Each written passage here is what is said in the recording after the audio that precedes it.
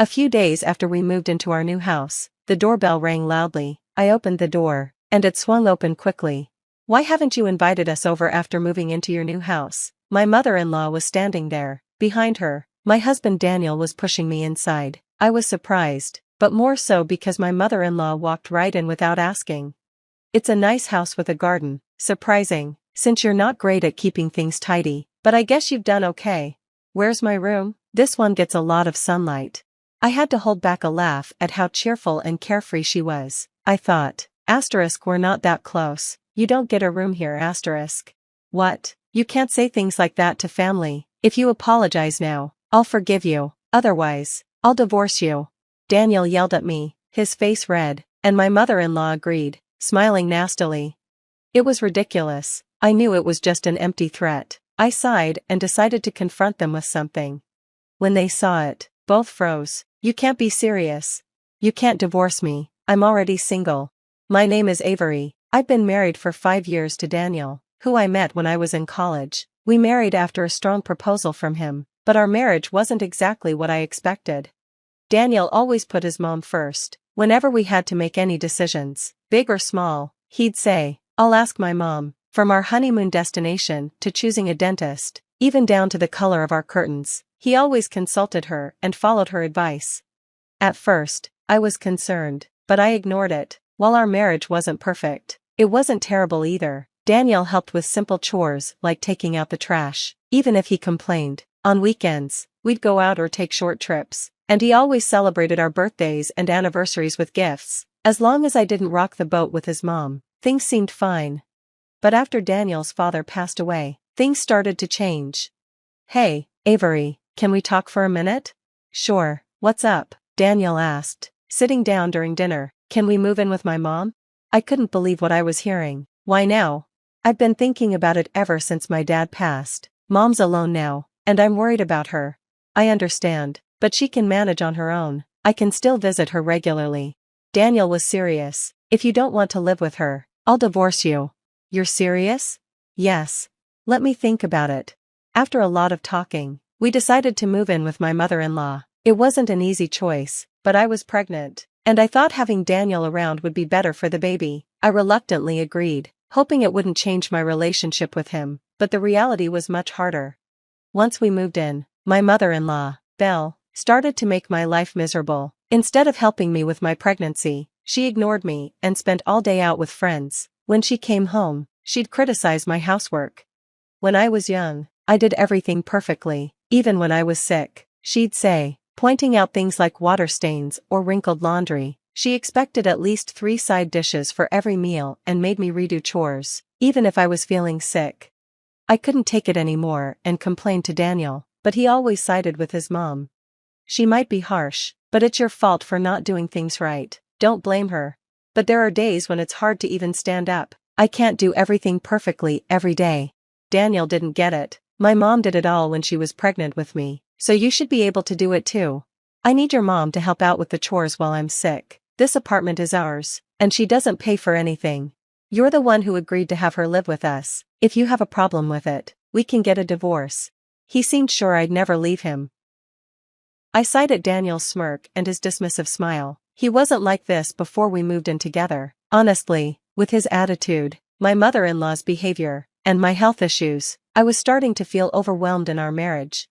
One day, as usual, my mother-in-law went out with her friends, leaving me alone in the house to do the chores. I was feeling better than usual, so I took my time. I thought it would be a nice, peaceful day until my mother-in-law came home and screamed, "Belle, what's wrong with you?" "Everything is wrong. My clothes are ruined." "What?" "But I washed them like usual." "These are expensive clothes. They need to be hand-washed. How dare you put them in the washing machine? Look at this mess. These were my favorite clothes. What are you going to do about it?" "But Belle, you didn't tell me they needed hand-washing." "You're supposed to know that without me telling you." My mother-in-law was in a complete frenzy, and just then, Daniel walked in from work. "I'm home. What's going on?" "Welcome, Daniel. Avery ruined my clothes. They were so expensive." My mother-in-law cut me off, running over to Daniel. "This is the one you wear a lot, right?" Daniel looked at me as she handed him the clothes. "Avery, you can't even do laundry properly?" "Well, your mom didn't tell me they had to be hand-washed." It's my fault for not checking, but Belle should have said something too. But if you're going to act like this, I'm divorcing you. I don't want a wife who can't even do basic chores. Get out of here." Then Daniel pulled out a piece of paper from his bag. It was a divorce notice, and it was already filled out with his section completed. He slammed it on the table and smiled at me like he was amused. "You should think about your attitude from now on." Then he grabbed my mother-in-law and started to leave. "Hey, where are you going?" "We're going out to eat." "I don't want my mom eating that cold, disgusting food, and I don't want to eat it either." With that, he left, and my mother-in-law followed behind him, casting a victorious glance back at me. I had been holding back for a long time, thinking it was for the sake of my baby, but when I saw the smug look on my mother-in-law's face, I couldn't take it anymore. I walked into the living room, looked at the divorce papers on the table, and smiled to myself. "You're wrong, Daniel. I'm the one who's going to divorce you." I felt a mix of uncontrollable anger and sadness. Although Daniel always put his mother first, he was never the type to make fun of me. How had things gotten this bad? I just stared at the divorce papers, feeling helpless and unable to do anything about it. Then, my phone vibrated. It was my mom calling. "Hi, Avery, how are you doing?" "Hi, Mom, it's been a while. You haven't contacted us lately, and your father and I are worried about you." "I'm sorry, I've been busy, but I'm okay." When I heard her cheerful voice, something in me broke, and I started to cry. I hadn't realized how much I needed to hear her voice. "Mom." "Avery, what's wrong? What happened?" I could barely speak as the tears started to flow uncontrollably. All the emotions I had been holding in suddenly exploded. I told my mom everything that had happened. After I finished, my mom was even more upset than I was. "It's okay if you get a divorce. Don't worry about raising the baby. Your father and I will support you. We've raised a child before, and look how well you turned out. We'll handle it," she said, trying to make me feel better. "And actually, this might be good timing. Your father and I are planning to build a new house. I called today to tell you about it." I was shocked. I couldn't quite understand what she was saying at first. My mom excitedly described the house they were planning to build, 2 stories with a garden. Even though her tone was playful and full of excitement, she was already talking about the land, floor plans, and costs. Everything was ready to go. They just needed to sign the contract and start construction. "Would you like to live with us, Avery?" Well, if you're getting a divorce, you'll need a place to stay. With the baby coming, it'll be easier for us to help you out here." Her offer felt like pity, and I felt a bit ashamed to depend on my parents at my age, but I was grateful. I had quit my job when I became pregnant and wasn't sure how I'd manage to find a new place to live, especially with the baby on the way. Living alone didn't seem like an option anymore.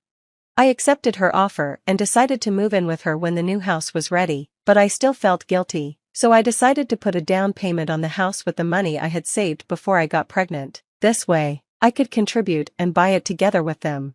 Over the next few months, I quietly went through with the divorce without Daniel or my mother-in-law knowing. Once I made the decision, I felt a huge sense of relief. I didn't care what anyone else thought. My mother-in-law became even more critical and selfish, and Daniel continued to use me, taking advantage of me and looking down on me. The small bit of affection I had for him faded completely in those months. He and my mother-in-law stayed together, while I stayed at my parents' house, preparing to leave. I enjoyed discussing new furniture and baby items for the house with my parents, something I hadn't done without stress before. My mother-in-law wasn't there to criticize my taste in furniture or add expensive things to my shopping cart without asking.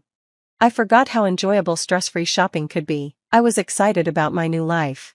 When the new house was finished and it was finally time to move in, I filed for divorce at the city office.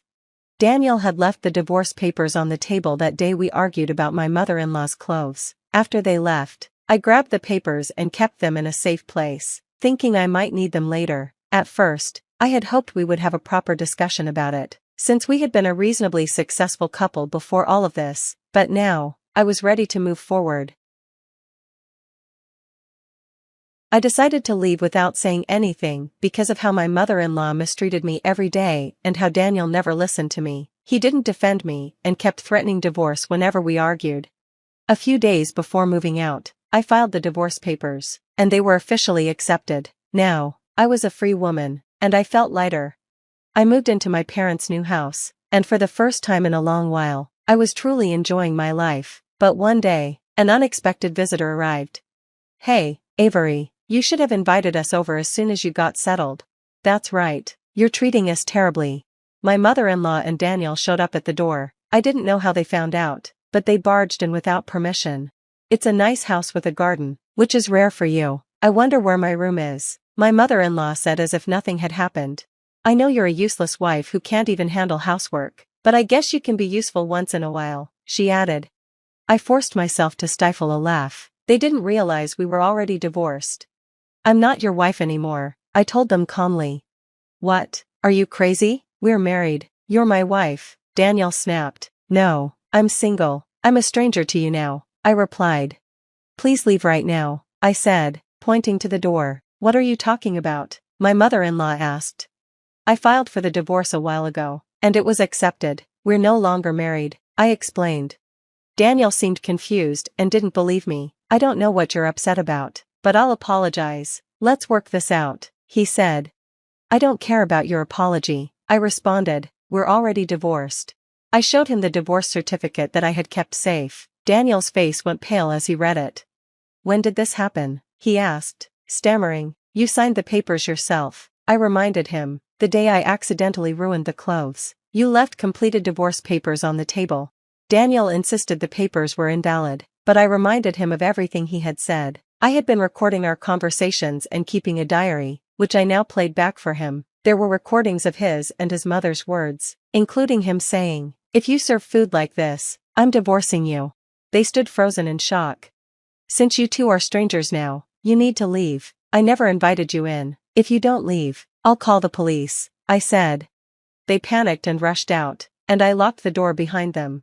It turns out that after finding out my parents and I had bought a new house, Daniel and his mother moved out of their place, ended their lease, and struggled to find somewhere new to live. Their life together wasn't going as smoothly as before.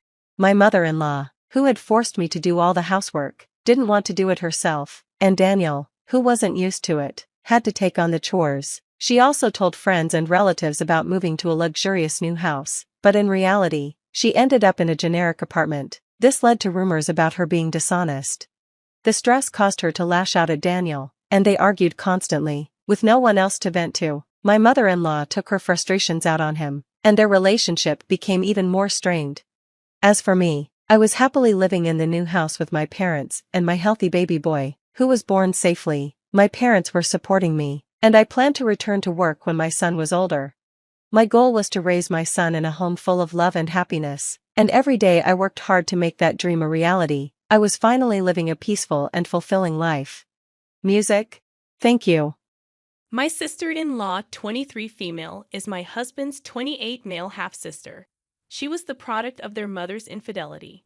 His father divorced their mother when he was 12 after he found out through a paternity test she wasn't his. My father-in-law refused to have anything to do with my sister-in-law, but continued to have a relationship with my husband. Because of this, my sister-in-law is very clingy to my husband. My husband is also very protective of his sister and generally doesn't tolerate anything negative being said about her, which is why I'm posting this here before mentioning anything to him. My husband and I bought a house last year, which has its own indoor swimming pool. My sister-in-law was super excited when she saw it and asked if she could use it sometimes with her friend. We said it was fine, as long as she gave us a notice before she turned up. Her and her friend, Chloe, have used it many times before, but almost never when my husband is home. He is a lawyer and works long hours. With lockdown, my husband has started to work from home. My sister-in-law asked me if she and Chloe could come over and use the pool. I told her I was uncomfortable with them coming over as I'm pregnant and don't want to accidentally expose the baby to anything risky. My sister-in-law then asked if she and Chloe quarantined for 2 weeks, would they be able to come over? My husband said it was fine. 2 weeks later, they turn up to my house. My husband was in his office, so they go straight to the pool after making small talk. My husband ends up coming out after an hour, and we're hanging out in the kitchen. My sister-in-law walks in to get a drink, and she starts talking to my husband. Before she goes back to the pool, she says, Chloe's going to be so happy to see you. It was weird because my husband and Chloe aren't close. Chloe comes into the kitchen 2 minutes later and spends the rest of her time talking to my husband until he excuses himself to get back to work. She's super giggly and smiley when she talks to him. He would say something sarcastic, and she would laugh like it was the funniest joke she's ever heard. It honestly felt like she was flirting with him. Before she went back to the pool, she gave me this weird smirky look. Before they leave, they asked my husband if he's working from home every day of the week. He confirms he is. The next 2 weeks, they come over to the house to swim every single day. Except Chloe never gets in the water. Instead, she hangs around the house in her bikini. She was previously wearing a one-piece if it makes a difference, every single day. Whenever my husband comes out to hang around me, she quickly interrupts him and keeps him talking until he has to go back to work. I made lunch for us all, and when I excused myself to call my husband down, my sister-in-law quickly stopped me and said Chloe could call him for me. They shared a look, and Chloe looked really happy when she went to get him. Chloe has also started to get touchier with my husband. She's put her hands on his chest and arms, stands or sits really close to him. To my husband's credit, he does usually create space between them whenever she does something like this. The reason I believe my sister-in-law is in on this is because she's made a few pregnancy-related jabs at me recently. She told me a story about how one of her friend's boyfriends was cheating on her, and then said something along the lines of, "Did you know a lot of men start cheating when their wives are pregnant?" She's also made comments about how I look chubby now, and it looks weird next to my husband because he's well-built. If she spots my husband out of the office, she quickly goes to inform Chloe. I know pregnancy hormones can mess with a person's brain, so I'm wondering if I'm just looking for something that isn't there. My sister-in-law sent me a text yesterday asking if they could come over to swim next week, and I really want to say no, but I know she'll whine to my husband if I do. I ideally want to have a conversation with him before then, but I'm not sure if I should mention the flirting. Am I being delusional? Too long, didn't read, sister-in-law and her friend are constantly asking to come over to use our pool, but her friend never swims. Instead, she waits around to start talking with my husband. She seems very flirtatious whenever she talks to him, but I'm not sure if it's just pregnancy hormones getting to me. Well, I read and reread all of the comments on the original post to try and figure out how I was going to bring up the issue. Turns out I didn't have to. We were watching a movie and my phone lit up with another text from my sister-in-law telling me she was now going to be here at 1 p.m. the next day to swim with Chloe. My husband saw it and told me to tell her not to come. This is really weird behavior for my husband because he tends to do anything to accommodate my sister-in-law and very rarely refuses her anything. I asked him if something had happened, and he shrugged it off, and we kept watching the movie. A few minutes later, he paused the movie and said he wanted to ask me a question. He asked if I'd noticed Chloe never swam when she came to our house. I wish I could say I was calm and collected like the comments were advising, but I ended up laughing hysterically. I was honestly just so relieved he brought it up instead of me having to be the one to do it. I think my husband thought I was losing my mind. When I finally stopped laughing, he repeated the question and said he wanted a serious answer. I said, "Of course I've noticed," and he awkwardly replied, "So, you must have noticed the other thing too."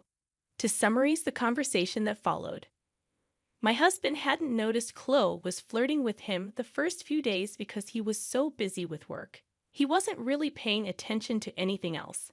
He said when she started getting handsy is when he suddenly had the light bulb moment that she was into him. He says he didn't want to unnecessarily stress me out, so he never mentioned anything, but he was worried I'd noticed too and thought he was interested because he hadn't immediately shut it down. He realized we would eventually have to have this talk, but he wasn't sure how to bring it up. Oh, the irony. He did privately speak to Chloe and told her he was happily married and wasn't interested in starting anything with anyone else. Apparently, she never took him seriously because she kept doing it. In the end, he called his sister on Sunday to tell her either she got her to stop or Chloe couldn't come over anymore. His sister ended up having a tantrum and said a few nasty things about me / the baby / our relationship. She insisted I was somehow behind his request and made some comments about how I was controlling and insecure because I looked like a beach whale and Chloe was younger and hotter. He was pretty pissed at this and said if she said something like that about me again, he would stop speaking to her. She claimed I had baby trapped him, and when my husband pointed out we were already married so I didn't need to trap him, and that he was the one who wanted to start a family, she kept insisting I had manipulated him into feeling that way. She claimed he was unhappy in our relationship and he always looked tired because I was forcing him to slave away to fund my fancy lifestyle. Whilst I sat on my ass all day, he pointed out he chose to be a lawyer knowing he would have to work long hours, and I had only recently left my job, so her accusations were baseless. She said some other stuff along the same lines, but the thing that made my husband finally snap was when she said the baby was already ruining everything, and it was just going to get worse when it was born, and he should have dragged me to the abortion clinic whilst he had the chance. He told her neither her nor Chloe were welcome in our home anymore until they apologized for how they'd been behaving and for the things my sister-in-law said. He said he wasn't sure he could ever forgive or forget what she'd said about our child, even if she did apologies, and he couldn't believe she would even think something like that, let alone say it. Apparently, she started crying and said she was sorry, that she didn't mean it, and she was just scared to lose him, and that she wasn't thinking clearly. He hung up on her. He showed me his phone, and she's been calling him and texting him since, begging him to reply. He asked if she'd said anything to me. I was debating whether to say anything or not, but he kept insisting he knew she had said something, and he wanted to know what it was. I told him the things I mentioned in the original post and a few other things she had said. He asked me why I never mentioned anything when she first said it, and I mentioned how he got really defensive whenever I said anything even slightly negative about his sister, and he got defensive. I pointed out he was doing it again, and after some back and forth he admitted that maybe he was a little bit defensive when it came to her, but he promised to stop, and he wanted to make sure we could talk about anything, including his sister. He ended up mentioning wanting to try couples counseling. He said it wasn't because he thought there was something wrong with our relationship, but apparently he has been speaking to his dad a lot recently, and he mentioned one thing he regretted about his marriage with mother-in-law is that they never went to therapy until the cracks in their relationship were too big. In his current marriage they go, and it's helped him avoid the mistakes of his first marriage. I agreed, so we're probably going to try that soon.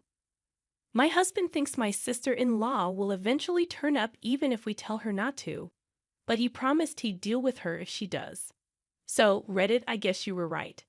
I really did just need to speak to him. Thanks for the advice and comments. I enjoyed reading them all. Story 2. My husband slapped my best friend for staring at my breasts. Me and my husband have been together for 5 years and married for 1 year. I just had a baby several months ago, and I'm breastfeeding her.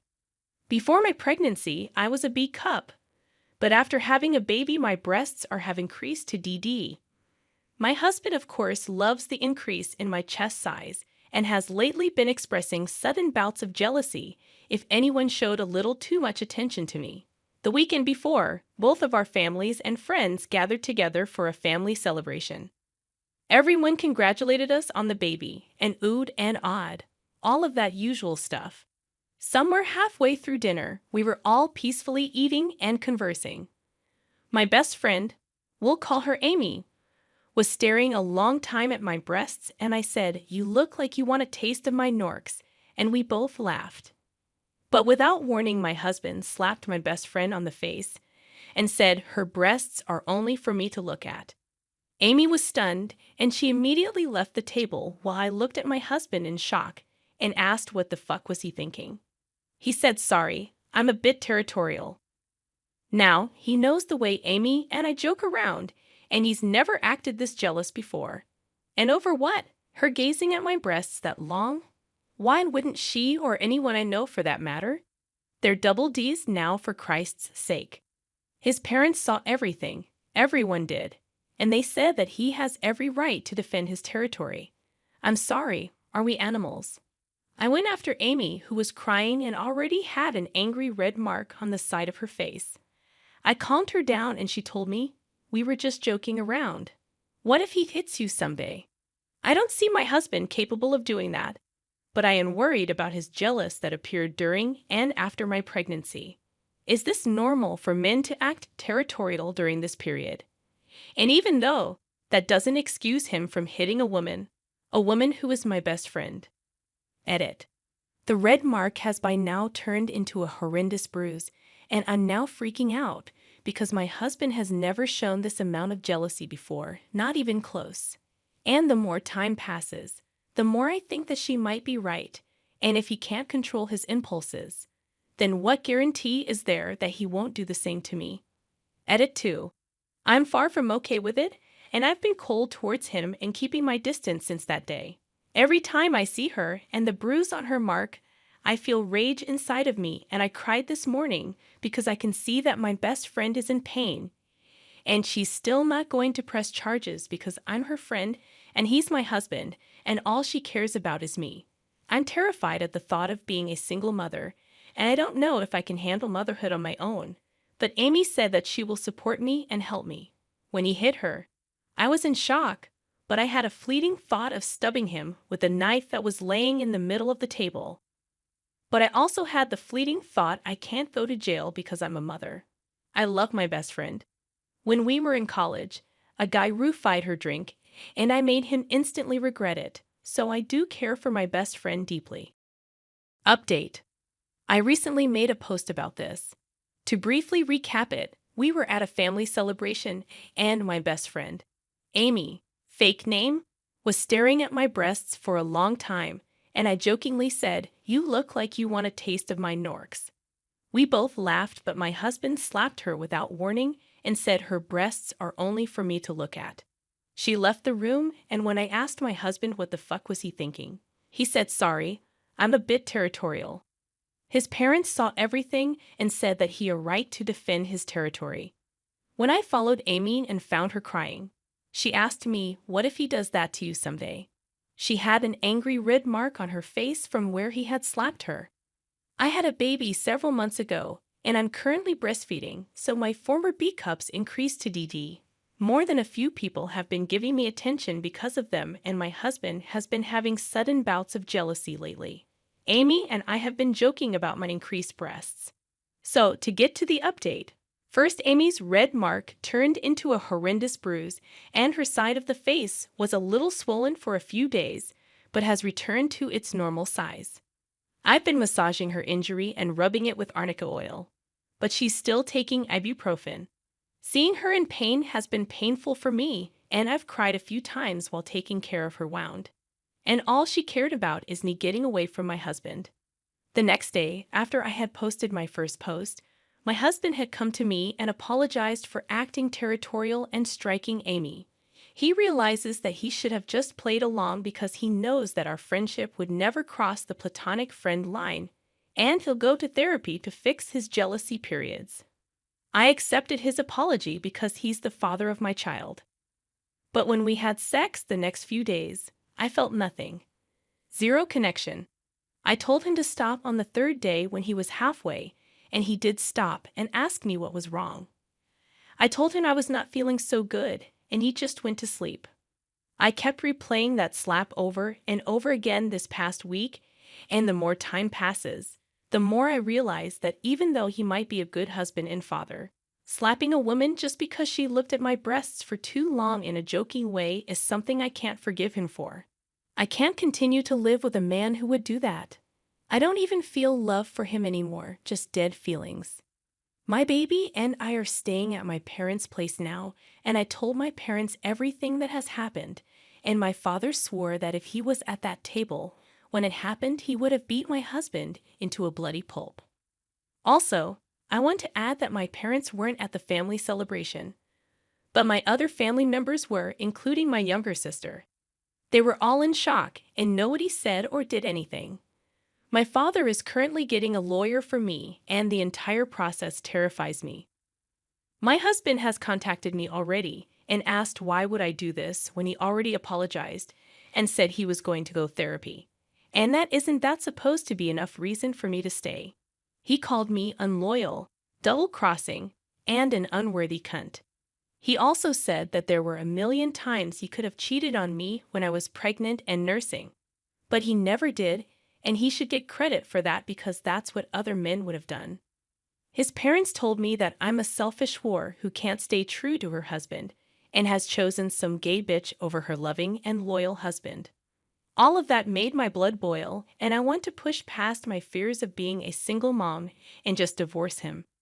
Amy is still more than happy to help me with the baby, and even suggested for me to move in with her so she can be there to help anytime, just as long as I get away from that POS. Edit. Amy hasn't filed a police report nor pressed charges yet, but it's completely up to her if she wants to do it or not, because she said that since she was the one who was assaulted, it's her decision. The Sunday dinner ritual at my brother Mark's house had become a monthly exercise in endurance. I sat at the polished oak table, cutting my grilled chicken into precise pieces, while Patricia, my sister-in-law of 8 years, dominated the conversation as usual. Her voice carried that particular pitch it reached when she was about to unveil her latest get-rich-quick scheme. I'm Victoria Chin, and I learned long ago that sometimes the best strategy is to let people underestimate you. At 34, I'd spent the last 12 years building what everyone in my family called my little art hobby. They saw me disappearing into my studio on weekends, paint under my fingernails, wearing clothes splattered with acrylics, and assumed I was just the eccentric sister-in-law who never quite grew up. What they didn't see were the property management meetings, the tenant negotiations, the careful financial planning that had turned a single storefront purchase into something much larger. But Patricia was about to force my hand in a way I hadn't anticipated. "You know what your problem is, Victoria." Patricia leaned back in her chair, swirling her wine glass with the confidence of someone who'd watched too many business podcasts. "You think small. That little art studio of yours? It's cute, but it's not building wealth." Mark, my older brother by 3 years, nodded along dutifully.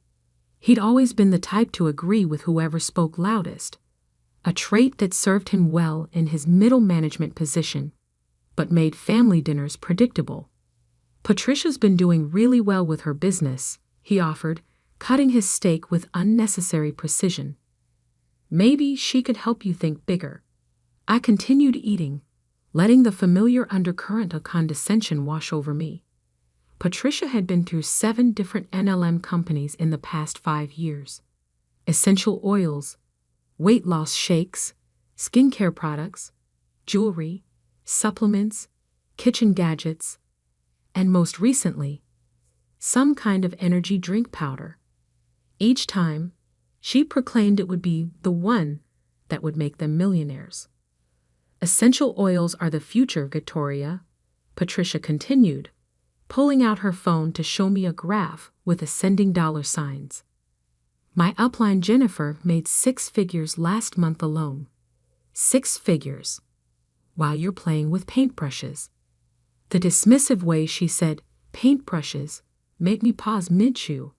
I'd heard that tone before, usually directed at pursuits people consider frivolous or feminine. Art, in Patricia's world, was decoration. Something pretty but ultimately worthless compared to real business. "Tell her about the investment opportunity," Mark prompted, refilling his wine glass. Patricia's eyes lit up with the fervor of someone about to deliver what she considered life-changing advice. "Here's the thing. I'm expanding my territory, but I need capital. Real capital. And you're sitting on this asset that's just there, taking up space." I set down my fork and gave her my full attention. "What asset?" "The studio." She waved her hand as if it were obvious. "That building you rent for your art stuff. It's in a decent neighborhood, right? You could sell it, invest the money with me, and we could both be making passive income within 6 months. Mark nodded enthusiastically. Patricia's already identified 3 potential downlines in the area. The growth potential is incredible. I felt something cold settle in my stomach. Not anger, exactly. More like the quiet recognition that a line was about to be crossed. I don't own the building, Patricia. I rent studio space. Even better. She clapped her hands together. No property taxes, no maintenance costs. You could get out of that lease, use whatever equipment money you have tied up, and invest it properly. Real business, Victoria, not hobby business. The word hobby hung in the air like a challenge. I'd heard it countless times over the years, usually accompanied by patient smiles and suggestions that I think practically about my future. What struck me wasn't the suggestion itself, but the casual assumption that my life's work was something to be discarded the moment a better opportunity presented itself. How much do you think I could get out of the studio? I asked quietly. Patricia's face brightened. She'd clearly mistaken my question for interest, rather than curiosity about just how little she thought my work was worth. Well, art supplies aren't worth much used. Maybe a few thousand for the good brushes and canvases.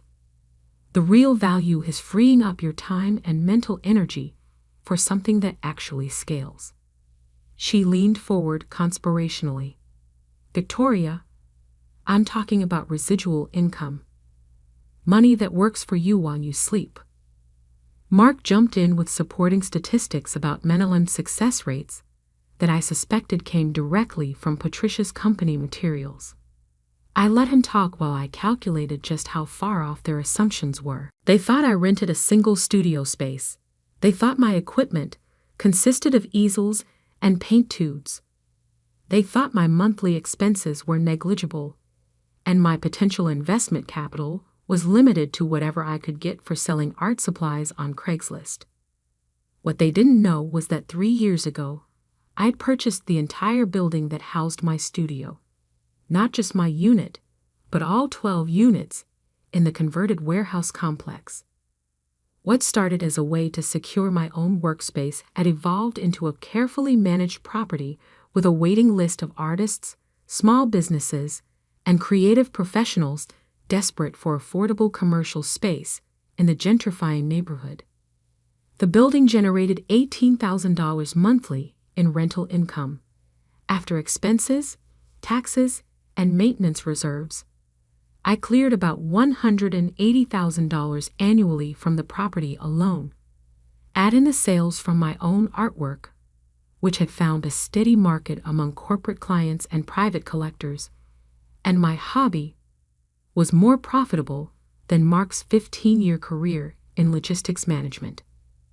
But I'd never talked about the financial side with family, partly because money conversations made me uncomfortable, but mostly because I'd learned that success had a way of changing relationships.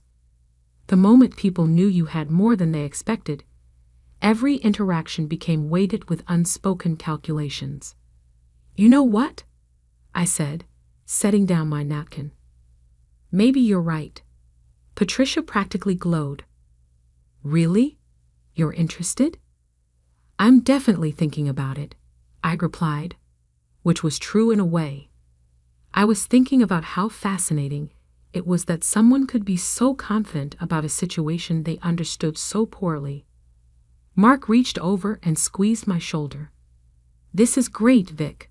Patricia's going to help you build real wealth. The conversation moved on to other topics. Mark's upcoming promotion review, Patricia's latest essential oil testimonial, their teenage daughter Sophia's college plans. I participated just enough to avoid seeming rude while my mind wandered to the text I'd received that morning from my property manager, confirming that 2 more units would be available next month when the current tenants relocated to larger spaces. After dinner, I helped clear the table while Patricia showed me her income projections on various phone apps. The numbers were impressive in the abstract, but I noticed they all assumed perfect market conditions, exponential growth, and recruitment rates that defied basic mathematics. When I asked about her actual earnings versus projections, she deflected with stories about other people's success. "The key is thinking bigger," she said, loading plates into the dishwasher. "You've been thinking like an employee instead of an entrepreneur." I almost laughed. The comment revealed so much about her assumptions. In Patricia's worldview, employment and entrepreneurship were binary categories, and anything involving creativity fell automatically into the employee bucket. She couldn't conceive of art as a business or understand that ownership took forms beyond selling products through social media. "How soon would you want to make this transition?" I asked.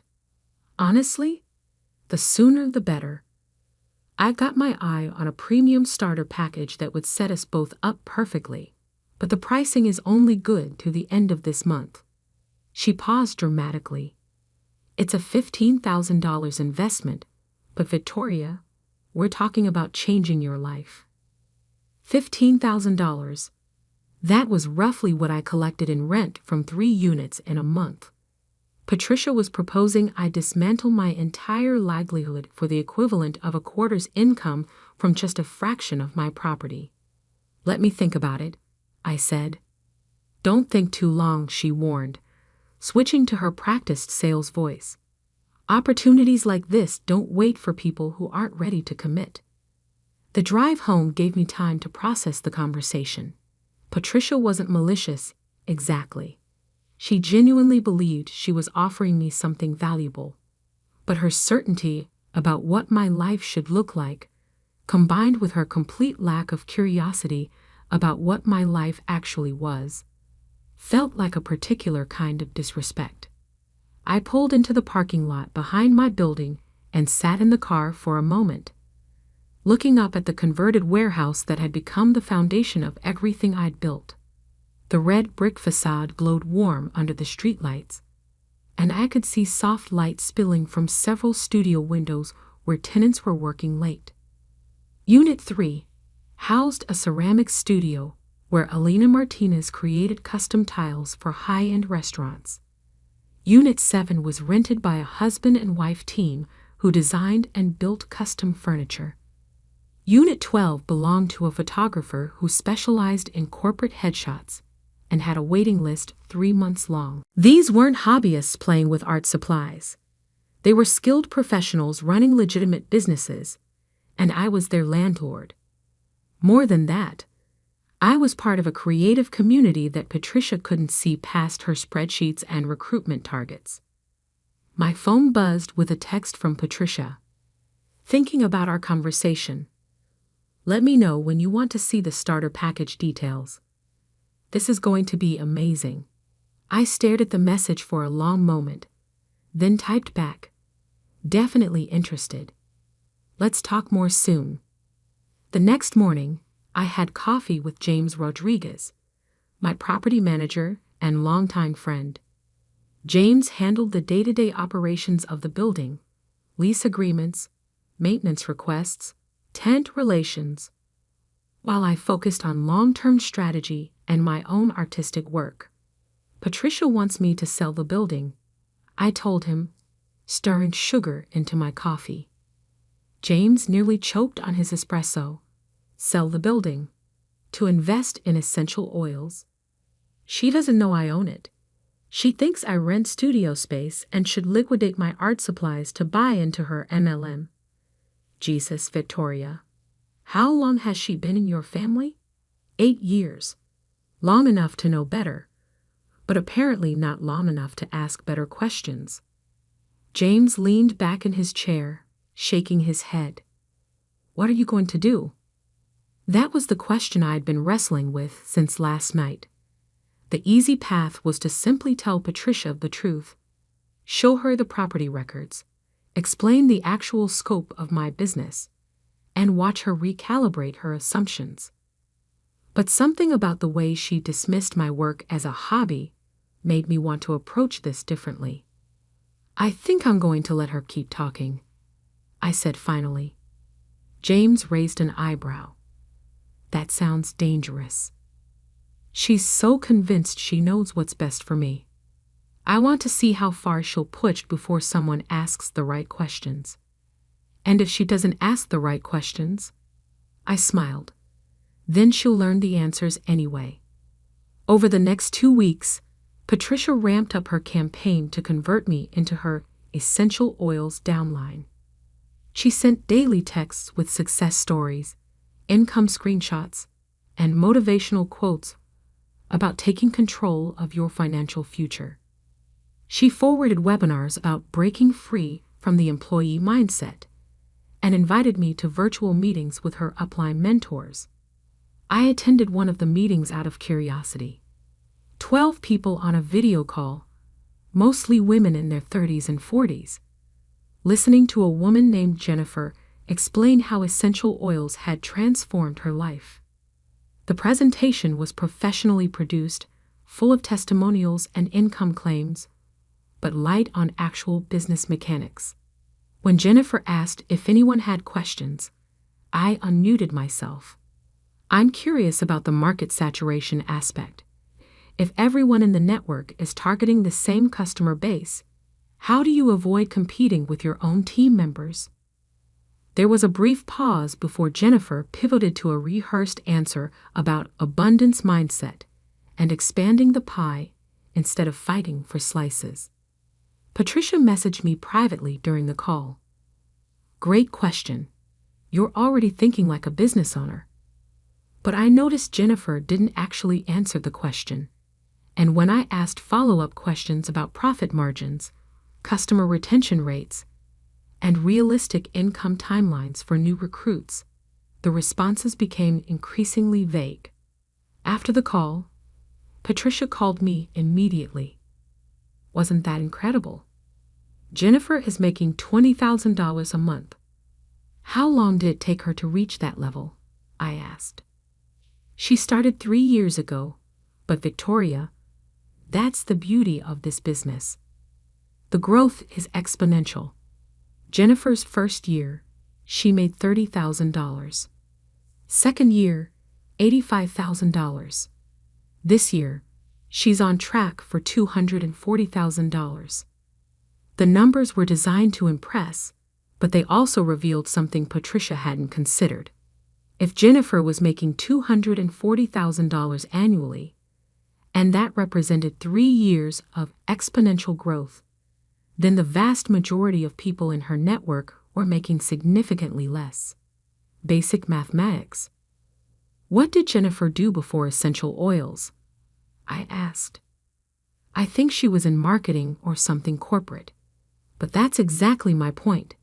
She broke free from the rat race and created time freedom. I didn't mention that marketing skills were probably relevant to building a sales network, or that 3 years of 60-hour weeks building a business wasn't exactly time freedom. Instead, I said, "It sounds really promising, Patricia. I'm excited to learn more." The following Sunday, Patricia arrived at dinner armed with a tablet full of presentation materials and a bag of essential oil samples. She prepared what she called a personalized business proposal for my transition out of art and into entrepreneurship. "I've been thinking about your situation all week," she announced over appetizers. "And I realized we need to be strategic about this timeline." Mark beamed with pride.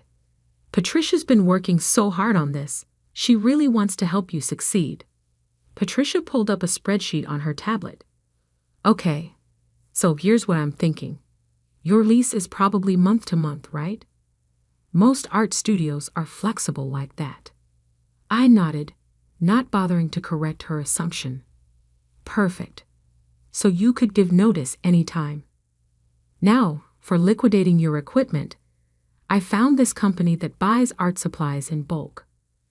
They wouldn't pay retail, obviously, but you could probably get $3,000 to $5,000 for everything." She'd clearly spent time researching, which made her complete misunderstanding of my situation more fascinating than annoying. "The starter package I want you to consider is $15,000, she continued. "But here's the thing, If you can't cover it all up front, you could start with the $5,000 basic package and upgrade once you're generating income. Mark leaned forward, studying the spreadsheet. This looks really well thought out, Patricia. I've been doing this for 6 months now, she said proudly. I know what works. Victoria, I'm projecting that you could replace whatever you're making from art sales within the first quarter and be making double that by month 6. How much do you think I make from art sales? I asked. Patricia glanced at Mark, then back at me.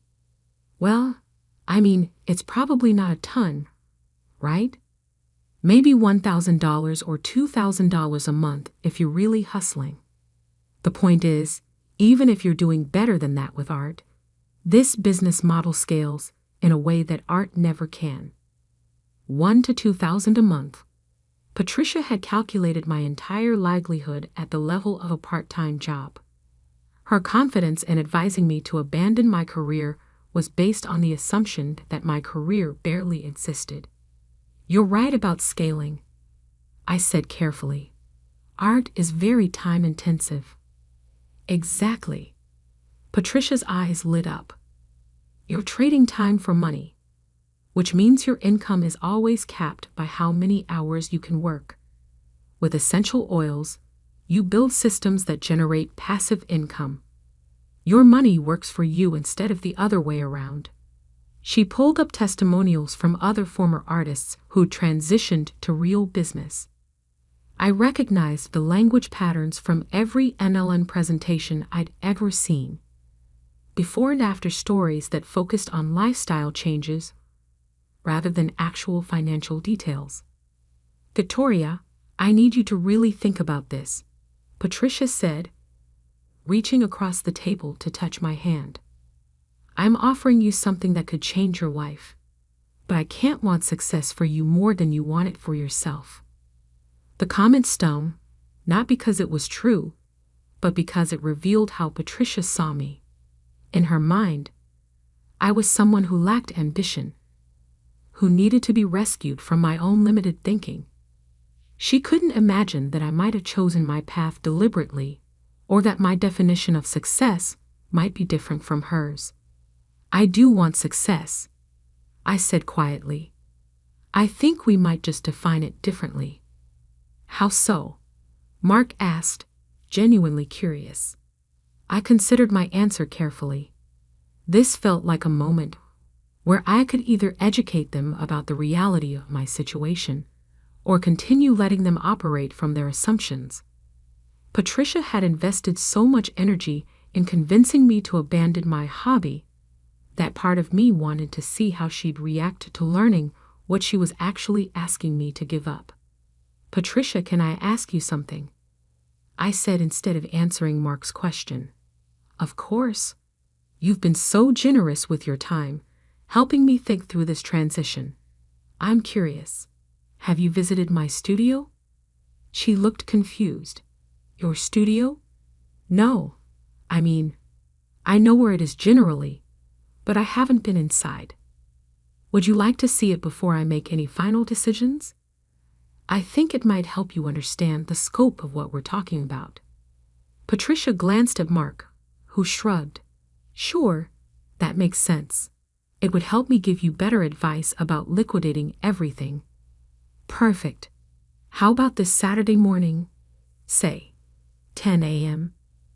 That works, Patricia said, already looking ahead to what she clearly saw as the final step in converting me to her business model.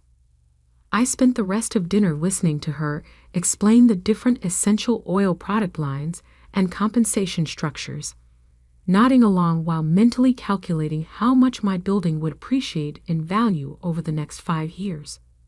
Property values in the neighborhood had increased 12% annually for the past 3 years, and the city's investment in public transportation was only accelerating gentrification. But more than the money, I thought about the community we'd built in the converted warehouse, the collaborative projects between tenants, the informal mentorship that happened when experienced artists worked alongside newer ones, the way the building hummed with creative energy on weekend afternoons when everyone was pursuing their own version of success. Patricia saw a woman wasting her potential on a hobby. What she was about to discover was a carefully built ecosystem that supported 12 small businesses and generated more annual income than her essential oils projections promised. Saturday morning arrived crisp and bright. I got to the building early, not because I needed to prepare anything, but because I wanted a few quiet moments to appreciate what I'd built before Patricia's worldview collided with reality. Alina was already in her ceramic studio, wedging clay for a large installation piece. Through the window, I could see her moving with the fluid precision of someone who'd mastered their craft over decades. In Unit 7, the furniture makers had their garage door open, letting the sound of sanders and routers spill into the courtyard. My own studio occupied Unit 1, the corner space with the best natural light. The walls were lined with completed paintings, works in progress, and reference materials for commissioned pieces. But the studio was just the visible part of what I did here. The real business happened in Unit 2, which I'd converted into an office for managing the property and my freelance graphic design work. Patricia arrived precisely at 10 a.m., wearing athletic clothes and carrying a large tote bag that probably contained essential oil samples for my transition consultation. Mark came with her, looking around the neighborhood with the vague curiosity of someone visiting a part of town they'd heard about but never explored. "This is a nice area," Mark said as I led them toward the building entrance. "Lot of development happening." "The gentrification has been pretty dramatic," I agreed. "Property values have gone crazy." Patricia was already in assessment mode, mentally cataloging what she saw. "How much do you pay for rent here?" "It varies," I said, which was true in a way. My mortgage payment varied slightly based on property tax adjustments and escrow calculations. I led them through the main entrance, past the directory board that listed all 12 tenant businesses, and down the hallway toward my studio. Patricia was taking notes on her phone, probably calculating square footage and rental rates. "Wow, this is bigger than I expected," she said as I unlocked the studio door. The space was larger than most people expected. High ceilings, exposed brick walls, and floor-to-ceiling windows that flooded the room with natural light. My easels were set up near the windows, surrounded by organized chaos of paints, brushes, canvases, and reference materials. But it was the finished work that made Patricia stop talking. The walls displayed 12 months of painting, ranging from small, intimate pieces to large-scale corporate commissions. Each piece was labeled with a small placard showing the title, year, and, in some cases, sold stickers with price information. Mark walked slowly around the room, studying the paintings with new attention. "Vic, I had no idea you were working at this level." Patricia was staring at a large abstract piece labeled "Commissioned for Morrison & Associates Law Firm, $8,500. Her expression had shifted from confident assessment to confused recalculation. "You sold that for $8,500, she asked. "That was last month's commission," I said casually. "Corporate clients pay well for original work." I watched Patricia's mental math adjust in real time. She was beginning to understand that my hobby generated more than the $1,000, $2,000 monthly she'd calculated. "How many pieces do you sell per month?" Mark asked. "It varies. Some months, just 1 or 2 smaller pieces. Other months, I'll complete a major commission like that one. Plus, I do freelance graphic design work for several regular clients." Patricia was studying the price tags more carefully now. "So you're making, what, $10,000 a month from this?" "Some months more," some less. But that's just from my own work. Patricia looked confused. What do you mean, just from your own work? This was the moment I'd been building toward. Well, there's also the rental income from the other 11 units. The silence that followed was profound. Patricia blinked several times, as if processing a sentence in a foreign language. Rental income? Mark said slowly. I walked over to the window and gestured toward the courtyard. I own the building, all 12 units. Everyone else pays rent. Patricia sat down heavily on a paint-splattered stool. You own the building? I bought it 3 years ago. The previous owner was ready to retire, and I was tired of dealing with unpredictable rent increases. Mark was staring at me like I'd revealed I was secretly a superhero. You own this entire building?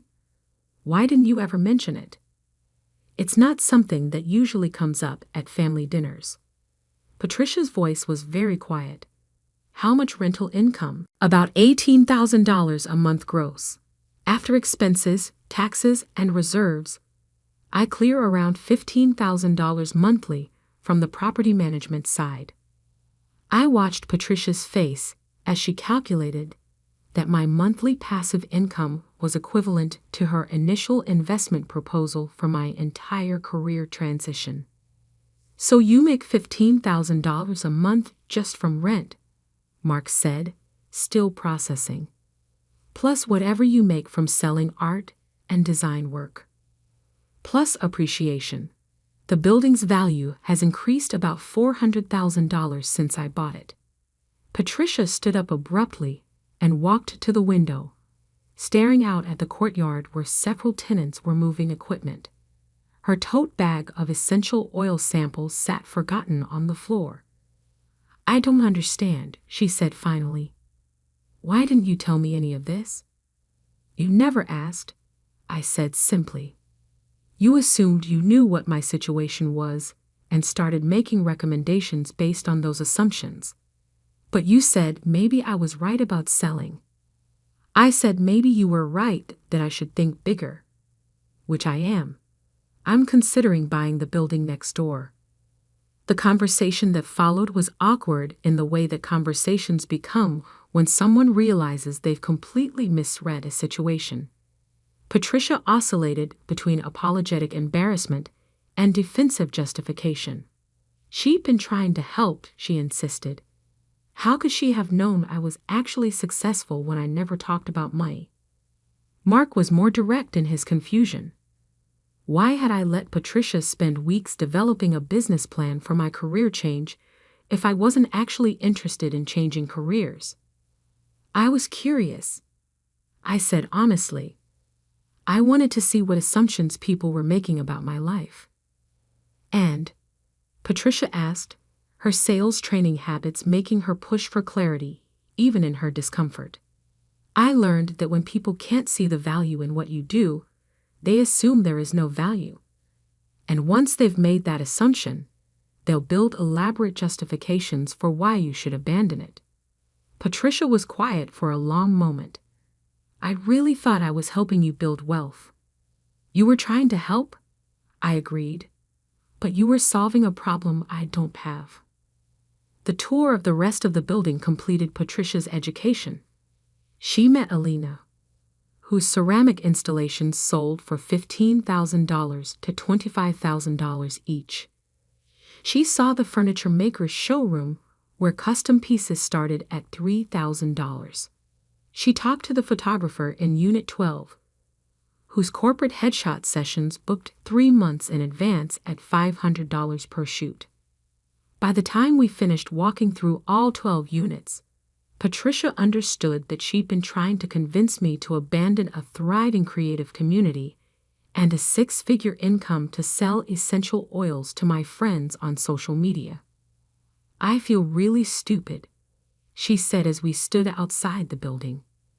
Don't, I said, and meant it. You couldn't have known what you hadn't been told. But I made so many assumptions. Everyone makes assumptions. The question is what you do when you realize your assumptions were wrong. Mark had been mostly quiet during the tour, but now he spoke up. Vic, I owe you an apology. I've been thinking of your art as a hobby for years. I know. Why didn't you correct me? I considered the question, because I didn't need your validation to know what I'd built was valuable, and because sometimes it's easier to let people underestimate you than to constantly justify your choices. Patricia was staring at her phone, scrolling through weeks of text messages about income opportunities and financial freedom. God, I must have sounded so patronizing. A little, I admitted, but your heart was in the right place. Was it though? I mean, I was so focused on convincing you to do what I thought was best that I never bothered to understand what you actually wanted. That observation showed more self-awareness than I'd expected from Patricia. Maybe there was hope for our relationship after all. The drive back to Mark's house was quiet. Patricia seemed to be processing the gap between her assumptions and reality, while Mark kept glancing at me like he was seeing me clearly for the first time. Can I ask you something? Patricia said as we sat in their driveway.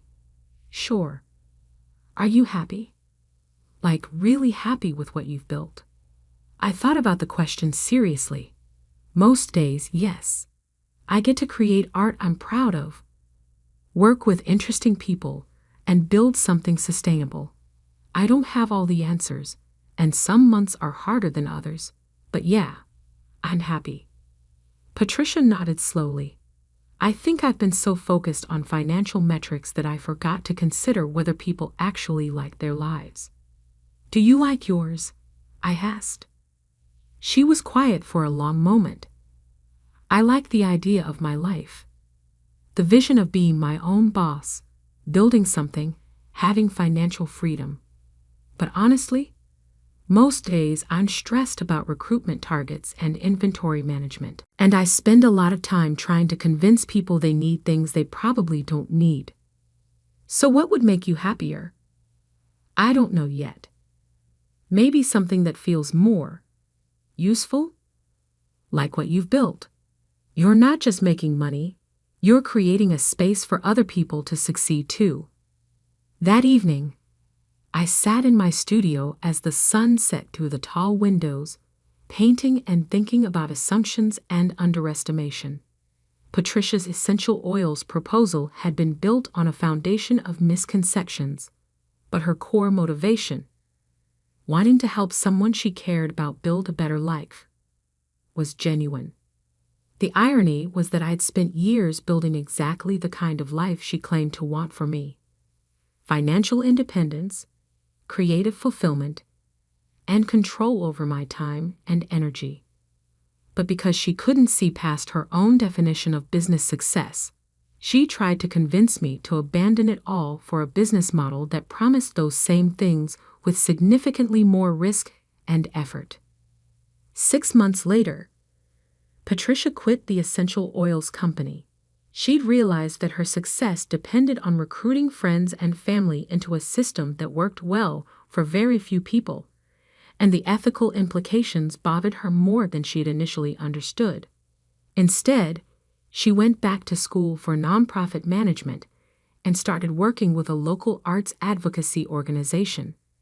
It turned out she had real talent for fundraising and community building when she applied those skills to something she believed in, rather than something she was trying to believe in. Mark and I started having monthly coffee meetings where we actually talked about our work instead of just making polite conversation. He was genuinely interested in the business side of property management and creative entrepreneurship, and I was curious about his logistics experience. We even collaborated on a feasibility study for converting an old warehouse district into affordable artist housing. The building next door became available 8 months after that Saturday morning tour. I bought it, not as an expansion of my rental business, but as a collaborative space for larger art installations and community events. The 12 original tenants helped design the renovation, creating a space that serves the broader creative community while remaining financially sustainable. Patricia sometimes volunteers at events in the new space, and she's become one of the building's most effective advocates with city planning committees and arts funding organizations. She jokes that she finally found her MLM, but this time it stands for Making Lives Meaningful instead of multi-level marketing. Looking back, I think the most valuable part of the whole experience wasn't proving Patricia wrong about my career, but discovering how much energy I'd been spending hiding my success from people who I thought couldn't handle it. The assumption that family members would feel threatened or diminished by my achievements had become its own kind of limitation. Now when people ask what I do, I tell them I'm an artist and property developer who creates spaces for creative businesses to thrive. It's a more complete truth than I paint sometimes, and it opens conversations instead of closing them. Patricia was right about one thing. Thinking bigger does matter. She just didn't realize I'd already been doing it for years, in ways she couldn't see, until she learned to look beyond her own assumptions about what success looks like.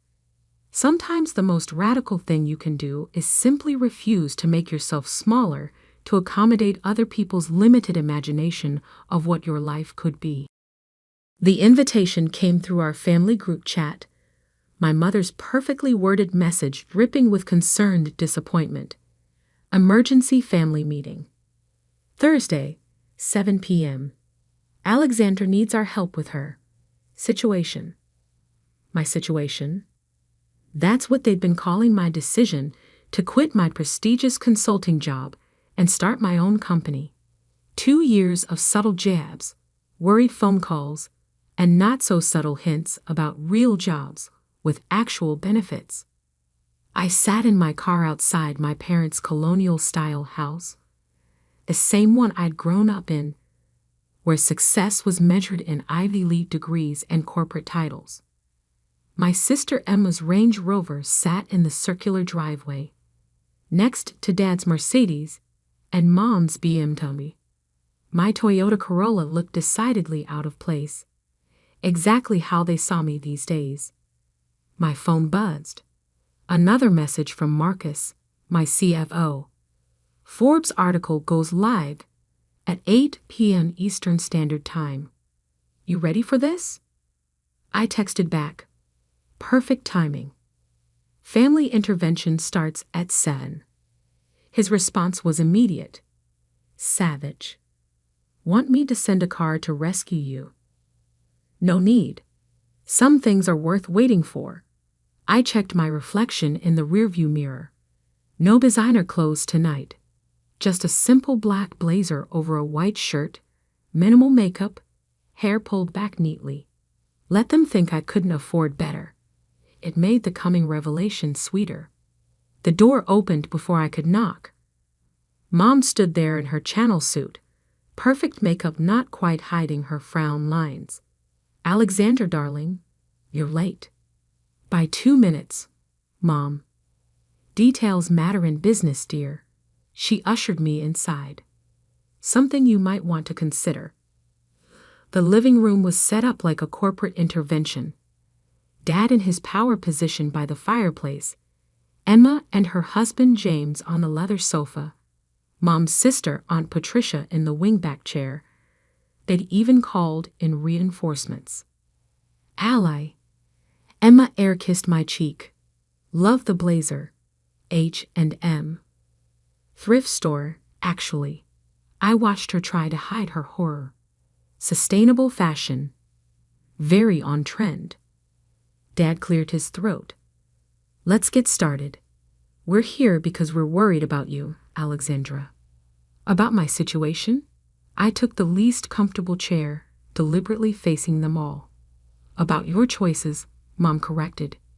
2 years ago, you had everything. Junior partner track at McKinsey. That lovely penthouse apartment. William. Ah, yes, William.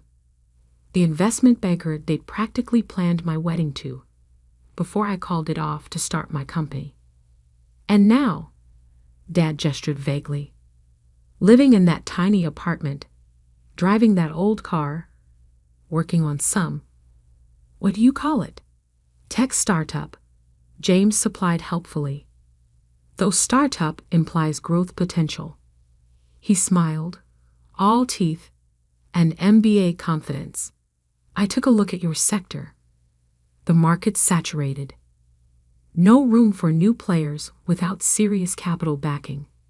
I bit back a smile.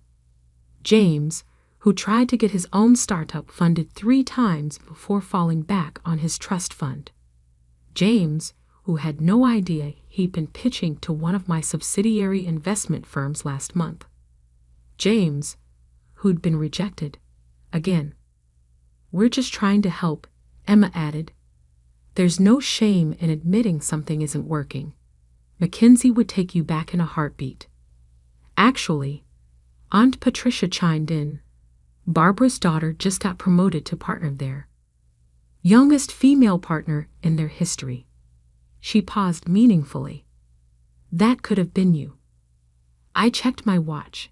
7:43 p.m. The Forbes article would drop in 17 minutes. You haven't even told us what your company actually does, Mom complained. All this secrecy, these long hours, and what do you have to show for it? Dad stood, assuming his CEO stance, the same one he'd used for countless boardroom presentations. We're here to discuss your failing company and plan your next steps. No more avoiding the reality. Emma's phone chimed. She glanced at it, then did a double take. Her perfectly maintained composure cracked. Oh my God, she whispered, then louder.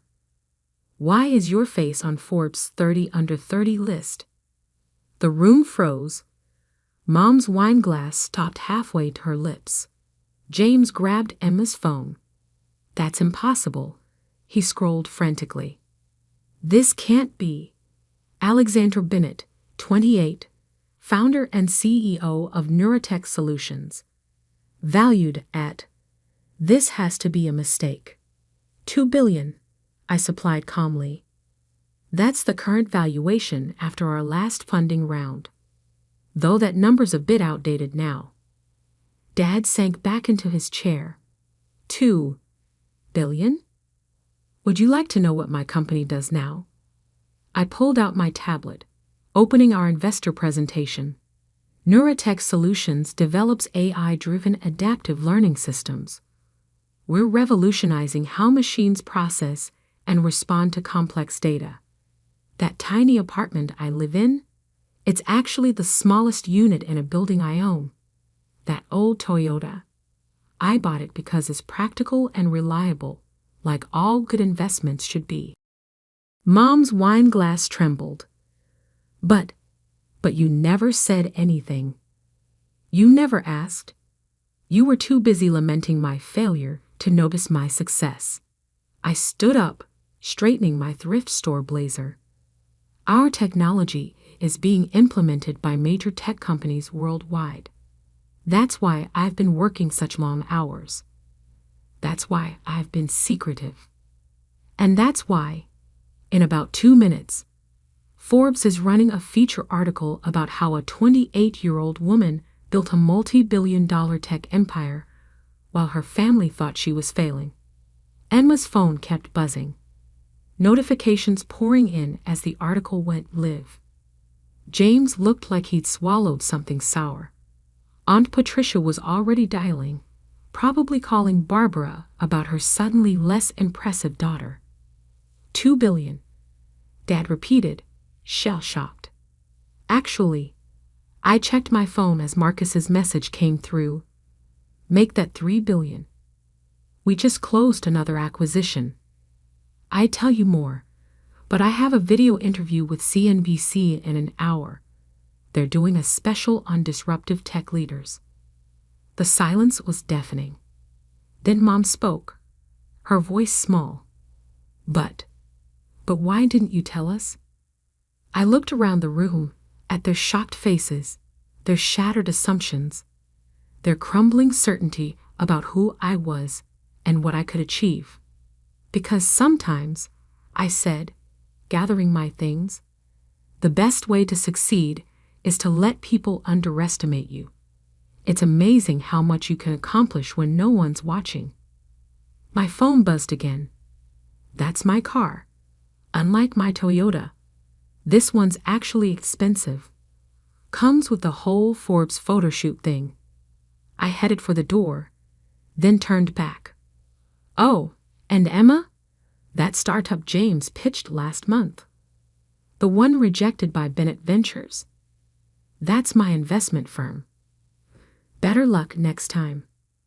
I left them there, surrounded by their luxury brands and conventional success, while outside, a sleek black car waited to take me to my next interview. Sometimes the best revenge isn't proving people wrong. It's letting them realize that they never really knew you at all. And I was just getting started. The CNBC interview was just the beginning. By midnight, my phone had exploded with messages. Old classmates suddenly remembering our close friendship. Distant relatives claiming they always believed in me. And most tellingly, a series of increasingly desperate texts from my family. Mom, Alexandra, please call us. We need to talk. Emma? OMG, Ale. Why didn't you tell me? I'm your sister. James, about that pitch. Perhaps we could discuss over lunch. Dad, I don't understand. You had all this success and kept it secret. From your own family? I ignored them all, focusing instead on the message from Marcus. Stocks up 12% after the Forbes piece. Tokyo markets opening strong. Ready for tomorrow's board meeting? The next morning, I walked into Neuratech's headquarters, a sleek glass tower in the heart of downtown, my name discreetly etched on the cornerstone. The security guard nodded respectfully. Good morning, Ms. Bennett. My executive assistant, Maya, met me at the elevator. Your family's been calling the office since 6 a.m. Your mother tried to charm her way past reception, but security followed protocol. I smiled. Of course they did. Any other surprises? Your sister Emma posted on LinkedIn about her brilliant tech entrepreneur sister and tagged you. PR wants to know how to handle it. No response necessary. Let her chase the connection. My office occupied the top floor, but I designed it to be invisible from the street. Privacy glass, minimal signage. The space inside was modern but understated. Clean lines, practical furniture, walls covered in whiteboards filled with code and complex algorithms. The morning news played silently on multiple screens. Tech wonderkind Alexandra Bennett disrupts AI market. Neuratech Solutions, the stealth giant that's revolutionizing machine learning. Young CEO built billion-dollar empire in secret. A knock at my door interrupted my news scanning. Ms. Bennett, your 9 a.m. is here. I turned, expecting my scheduled venture capital meeting. Instead, there stood William, my ex-fiancé, the investment banker my parents had never forgiven me for leaving. Alexandra, he said, attempting his old charming smile. You look successful. I look exactly the same as when you called my startup dreams cute and admirable. I stayed seated. How did you get on my calendar? He shifted uncomfortably. Your mother might have mentioned you had offices here. I thought, given our history, I cut in. You should remember that I don't appreciate people who underestimate me. I never. You said, and I quote, tech is a man's world, darling.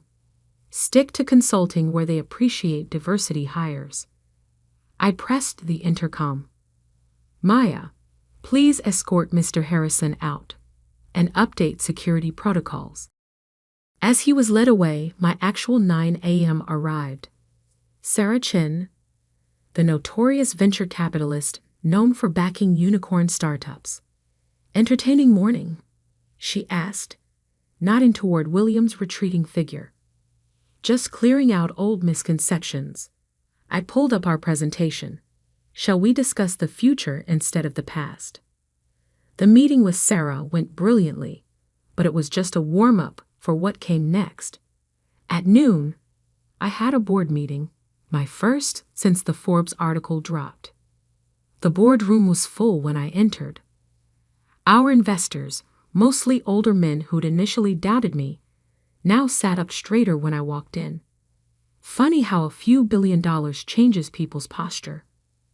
Before we begin, I said, taking my seat at the head of the table, let's address the elephant in the room. Yes, the Forbes article was strategic. Yes, the timing was deliberate. And no, this doesn't change anything about how we operate. Marcus, my CFO, pulled up our quarterly numbers. The growth charts looked like mountain ranges. Steep, impressive, undeniable. As you can see, I continued, our decision to operate in stealth mode while building our technology base has paid off. We're not just ahead of the market. We are the market. One of our early investors, a man who'd once suggested I bring in a more experienced CEO, cleared his throat. The numbers are impressive, but the publicity changes things. Your family. My family is irrelevant to this company's operations. I pulled up another slide. What is relevant is our next move. Project Nexus. The room fell silent as I outlined our new AI architecture, technology that would make our current success look like a warm-up. Halfway through my presentation, Maya slipped me a note. Your sister's in the lobby. Says she's not leaving until you talk to her. I kept presenting, but sent a quick message to security. 5 minutes later, Emma was escorted to our smallest conference room, the one with the uncomfortable chairs. After the board meeting, I took my time reviewing contracts before finally heading down to meet her. She'd been waiting 2 hours, her perfect blowout slightly wilted, her Prada bag clutched like a shield. Really, ally? She burst out as I entered. You couldn't have security tell them who I am. Your own sister. They know exactly who you are. I sat down. That's why they followed protocol. She deflated slightly. Mom's crying, you know. Dad hasn't gone to work. They feel betrayed. Betrayed? I raised an eyebrow. By what? My success? My independence? Or the fact that they can't take credit for it? It's not like that. We're family. We should have been part of this. Like you made me part of your life? All those family dinners where you and James talked about your achievements. Those charity galas where Mom introduced you as my successful daughter and me as Alexandra. She's finding herself. Emma flinched.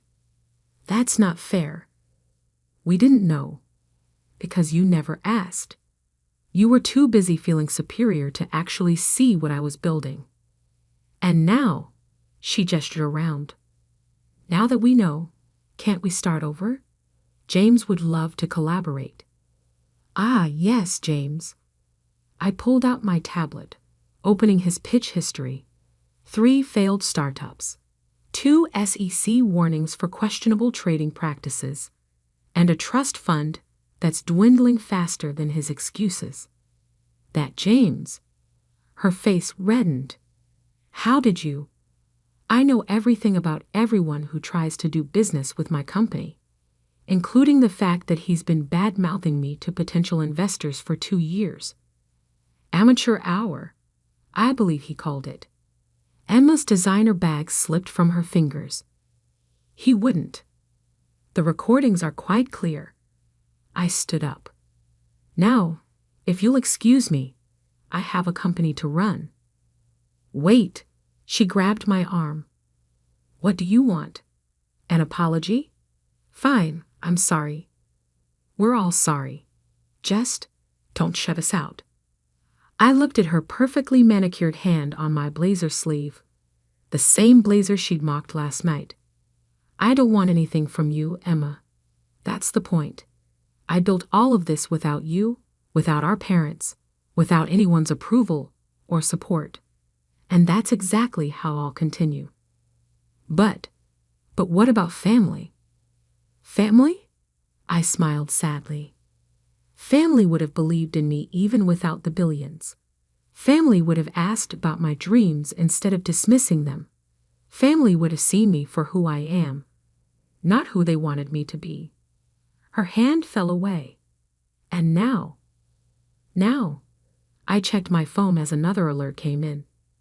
Now I have a meeting with the governor about making our city the next major tech hub. Feel free to tell Mom and Dad. I'm sure they'll suddenly be very interested in my situation. As I walked out, leaving Emma in that small conference room, Maya fell into step beside me. Your parents are holding another family meeting tonight, she said, checking her tablet. Your aunt's already called 3 reporters trying to claim she mentored you. I smiled. Let them meet. Let them talk. Success is the best revenge, but silence is the best response.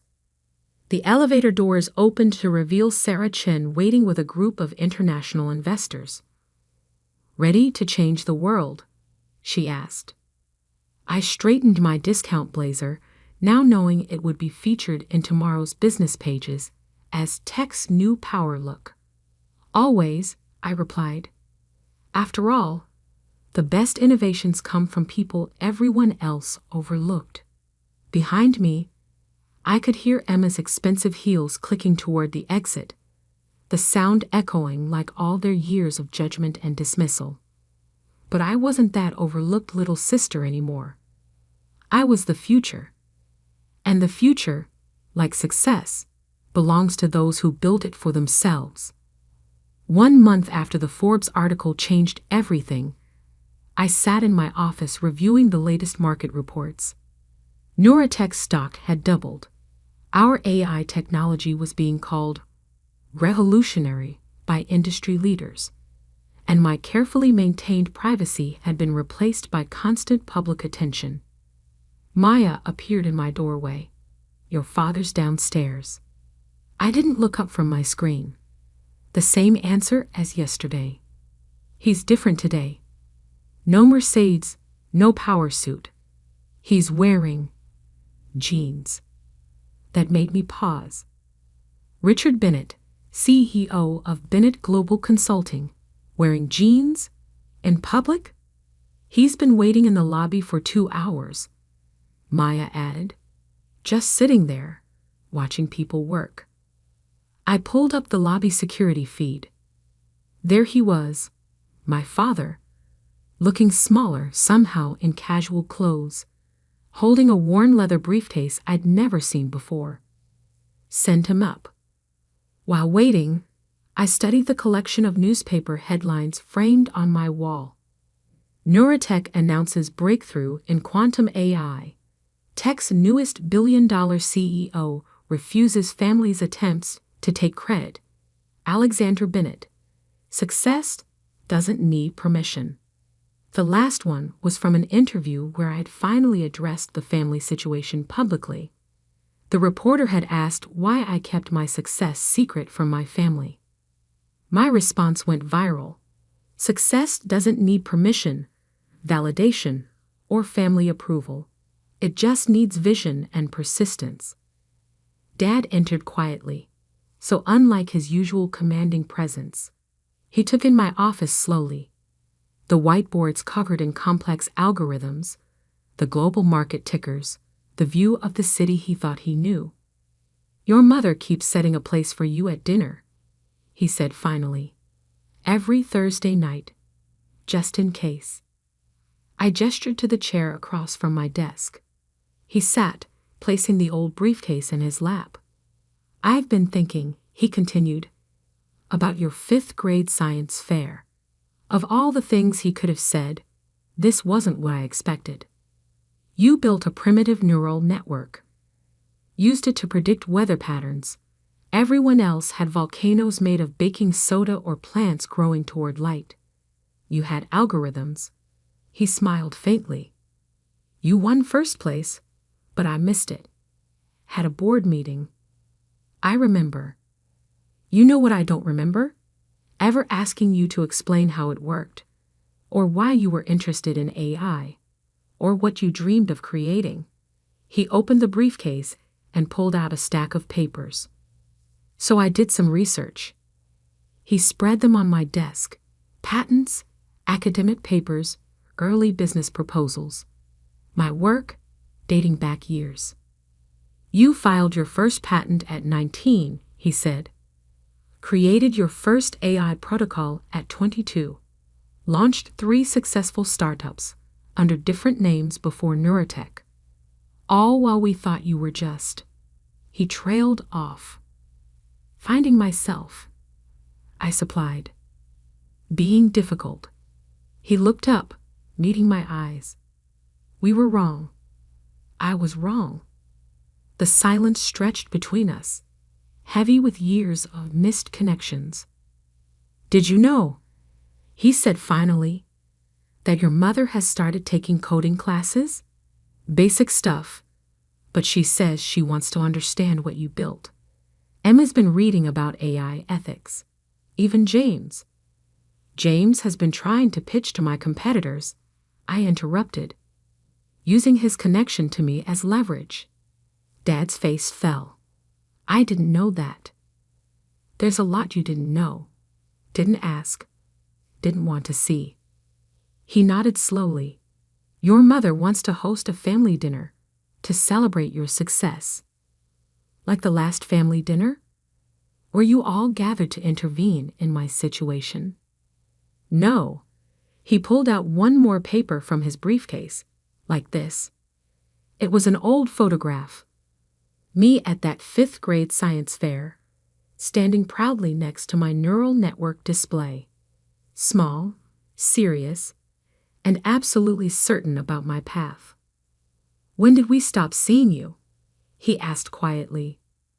When did we replace pride with judgment? I studied the photo, remembering that day. The excitement of creation, the joy of making something new. The disappointment when my parents missed the ceremony. You know, I said, that project predicted weather patterns with 76% accuracy. Pretty impressive for a 5th grader. Want to know what Neurotech's current accuracy rate is?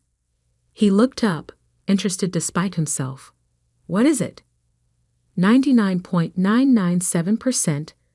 I turned my monitor around, showing him our latest test results. We're not just predicting weather anymore.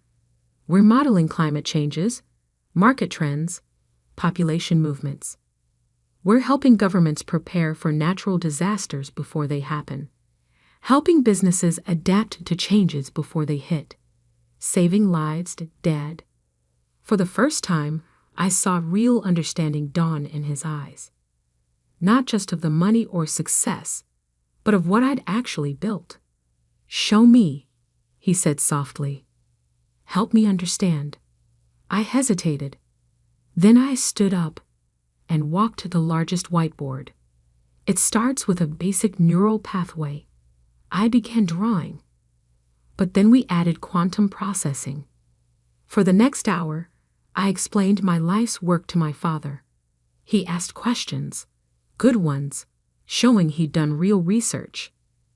When I finished, he was silent for a long moment. I have another confession, he said finally. Bennett Global is struggling. The old consulting model isn't working anymore. Companies want AI integration, predictive analytics. I know, I said. Your stock dropped 40% last quarter. He laughed suddenly. Of course you know. You probably knew before I did. He straightened in his chair. I'm not here to ask for help, or money, or connections. I'm here to say I'm proud of you. Not because you're successful, but because you had the courage to build something revolutionary while we were all too blind to see it. I walked to the window, looking out at the city where I'd built my empire in secret. The next family dinner, I said slowly. What if we held it here? Here? In my building. I'll give them a tour first. Show them what I actually do. No more assumptions, no more judgments. Just reality. They'd like that, he said. Then carefully. I'd like that. One condition. I turned back to face him. Everyone comes on their own merits. No plus ones. James isn't welcome. He nodded. Understood. Emma's? Figuring that out anyway. His latest investment scheme cost them heavily. I know. I'd bought their debt last week. Through a subsidiary. His eyebrows rose. You did? Why? Because Emma's still my sister. She needs to clean up her own mess. But I won't let her drown. I sat back down. Family is complicated. Success doesn't fix that. It just gives you the power to set better boundaries. Dad stood, gathering his briefcase. Thursday at 7? Thursday at 7. Tell Mom to wear comfortable shoes. It's a big building. At the door, he paused. That article quote, about success not needing permission. I'm framing it from my office, to remind me what real leadership looks like. After he left, Maya brought in my afternoon schedule and a fresh coffee. Your mother's already called 3 times about Thursday, she said. And Emma sent flowers. Donate the flowers, I replied. And Maya. Clear my Thursday evening schedule. It's time to show my family what I really built. That night, working late as usual, I added one more framed article to my wall. Tech CEO redefines family business. Success is the best teacher. Below it, I hung that old science fair photo. The little girl with big dreams who became the woman who changed the tech world. Sometimes the hardest part of success isn't building an empire. It's teaching others to see you for who you've become, not who they assumed you'd be. And as I looked out over my city, watching the lights twinkle in buildings where my technology was already at work, I smiled. Thursday would be interesting. But this time, I wouldn't be the one proving anything. I'd already done that. Now it was their turn to learn. The Boston winter morning was particularly bitter as I parked my modest Honda Civic outside my parents' sprawling Victorian mansion. The contrast between my practical car and their ostentatious display of wealth always amused me. Sarah Bennett, their failure of a daughter, arriving for another lecture about life choices. I checked my phone one last time before heading in. 3 missed calls from Marcus, my COO, about our latest acquisition. I'll handle it after this family circus, I texted him. Taking a deep breath, I walked up the familiar stone path, my boots crunching in the fresh snow. The door opened before I could ring the bell. You're late? My mother, Eleanor Bennett, said with her trademark disapproving frown. Her perfectly coiffed silver hair and designer outfit screamed old money, just like everything else about her. Good morning to you too, Mom. I tried to keep my voice light as I stepped inside. The house smelled of fresh coffee and cinnamon, our housekeeper Maria's signature breakfast scent. Some things never changed.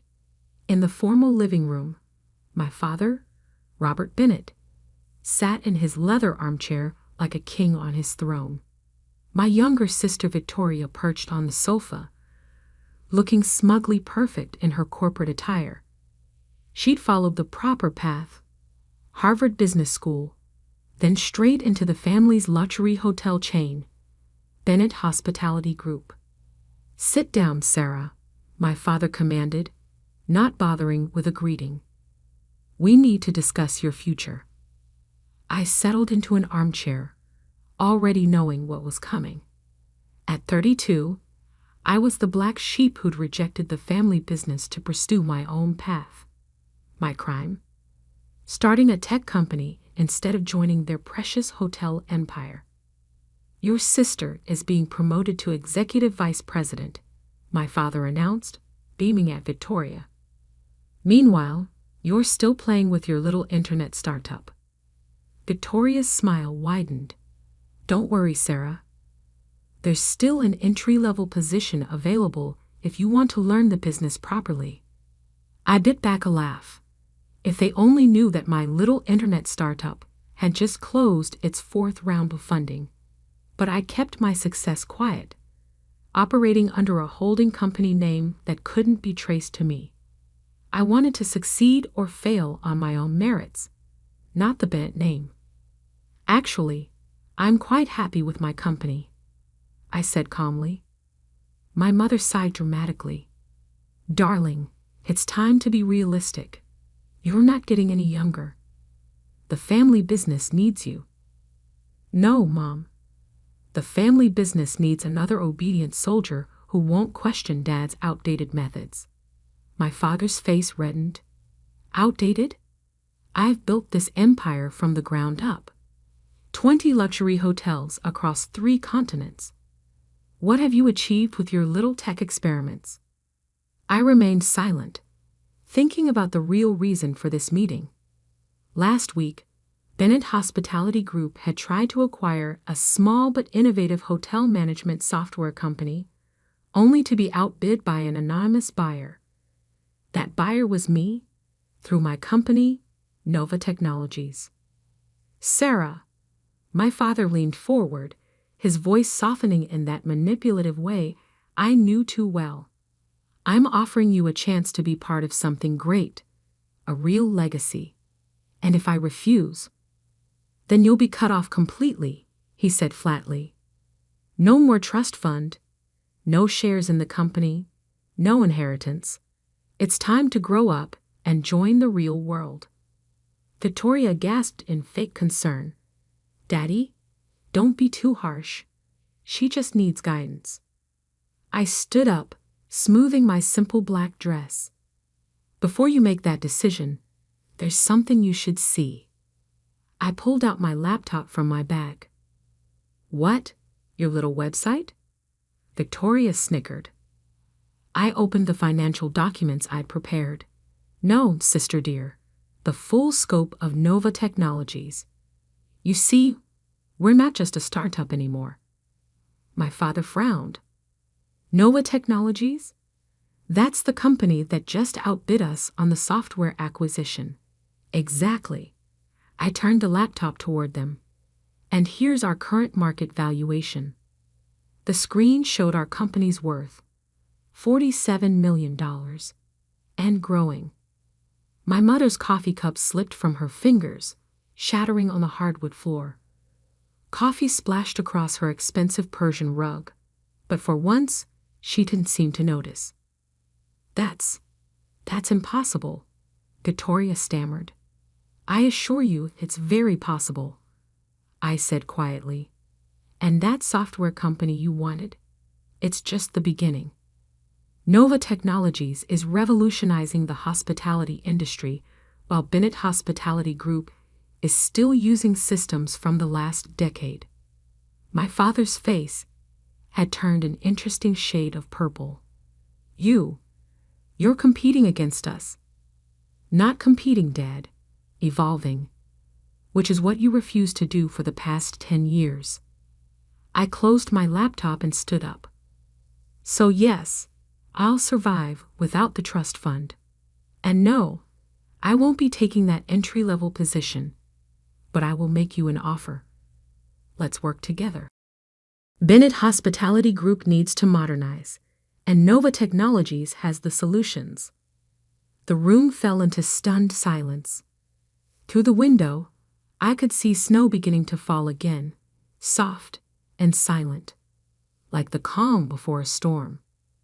My father gripped the arms of his chair, knuckles white. Get out, he whispered. Robert, my mother started, but he cut her off. "Gttout," he roared. "You've betrayed this family." I picked up my bag calmly. "I'll have my lawyer send over the partnership proposal. Think about it, Dad. Times are changing. Bennett Hospitality Group needs to change too." As I walked toward the door, Victoria called out, "You planned this all along, didn't you?" I turned back one last time. "No, sister. I just refuse to let anyone else define my worth, even family." The door closed behind me with a heavy thud. In my car, I finally let out a shaky breath. My phone buzzed. Marcus again. "How did it go?" he texted. "Phase 1 complete," I replied. "Start preparing the formal proposal. And Marcus, make it impossible for them to refuse." As I drove away from my childhood home, I couldn't help but smile. The real game was just beginning. My parents had always taught us to seize power when we saw it. They just never expected me to learn that lesson so well. The next move would be theirs. But I held all the cards now, and I had a feeling the next family meeting would be very different indeed. 3 days after the explosive family meeting, I sat in my downtown Boston office, reviewing the latest reports from our development team. The wall-to-ceiling windows offered a stunning view of the city skyline, though I barely noticed it anymore. My mind was on the storm brewing in the Bennett family. "Sarah?" My assistant Jessica knocked on the glass door. "Your brother's here." I looked up, surprised. Michael Bennett, my younger brother and the family's golden boy, wasn't due back from London for another week. He managed our European hotels and usually stayed far from family drama. "Send him in." Michael entered, looking every inch the international executive in his tailored suit. At 30, he was the spitting image of our father in his younger days.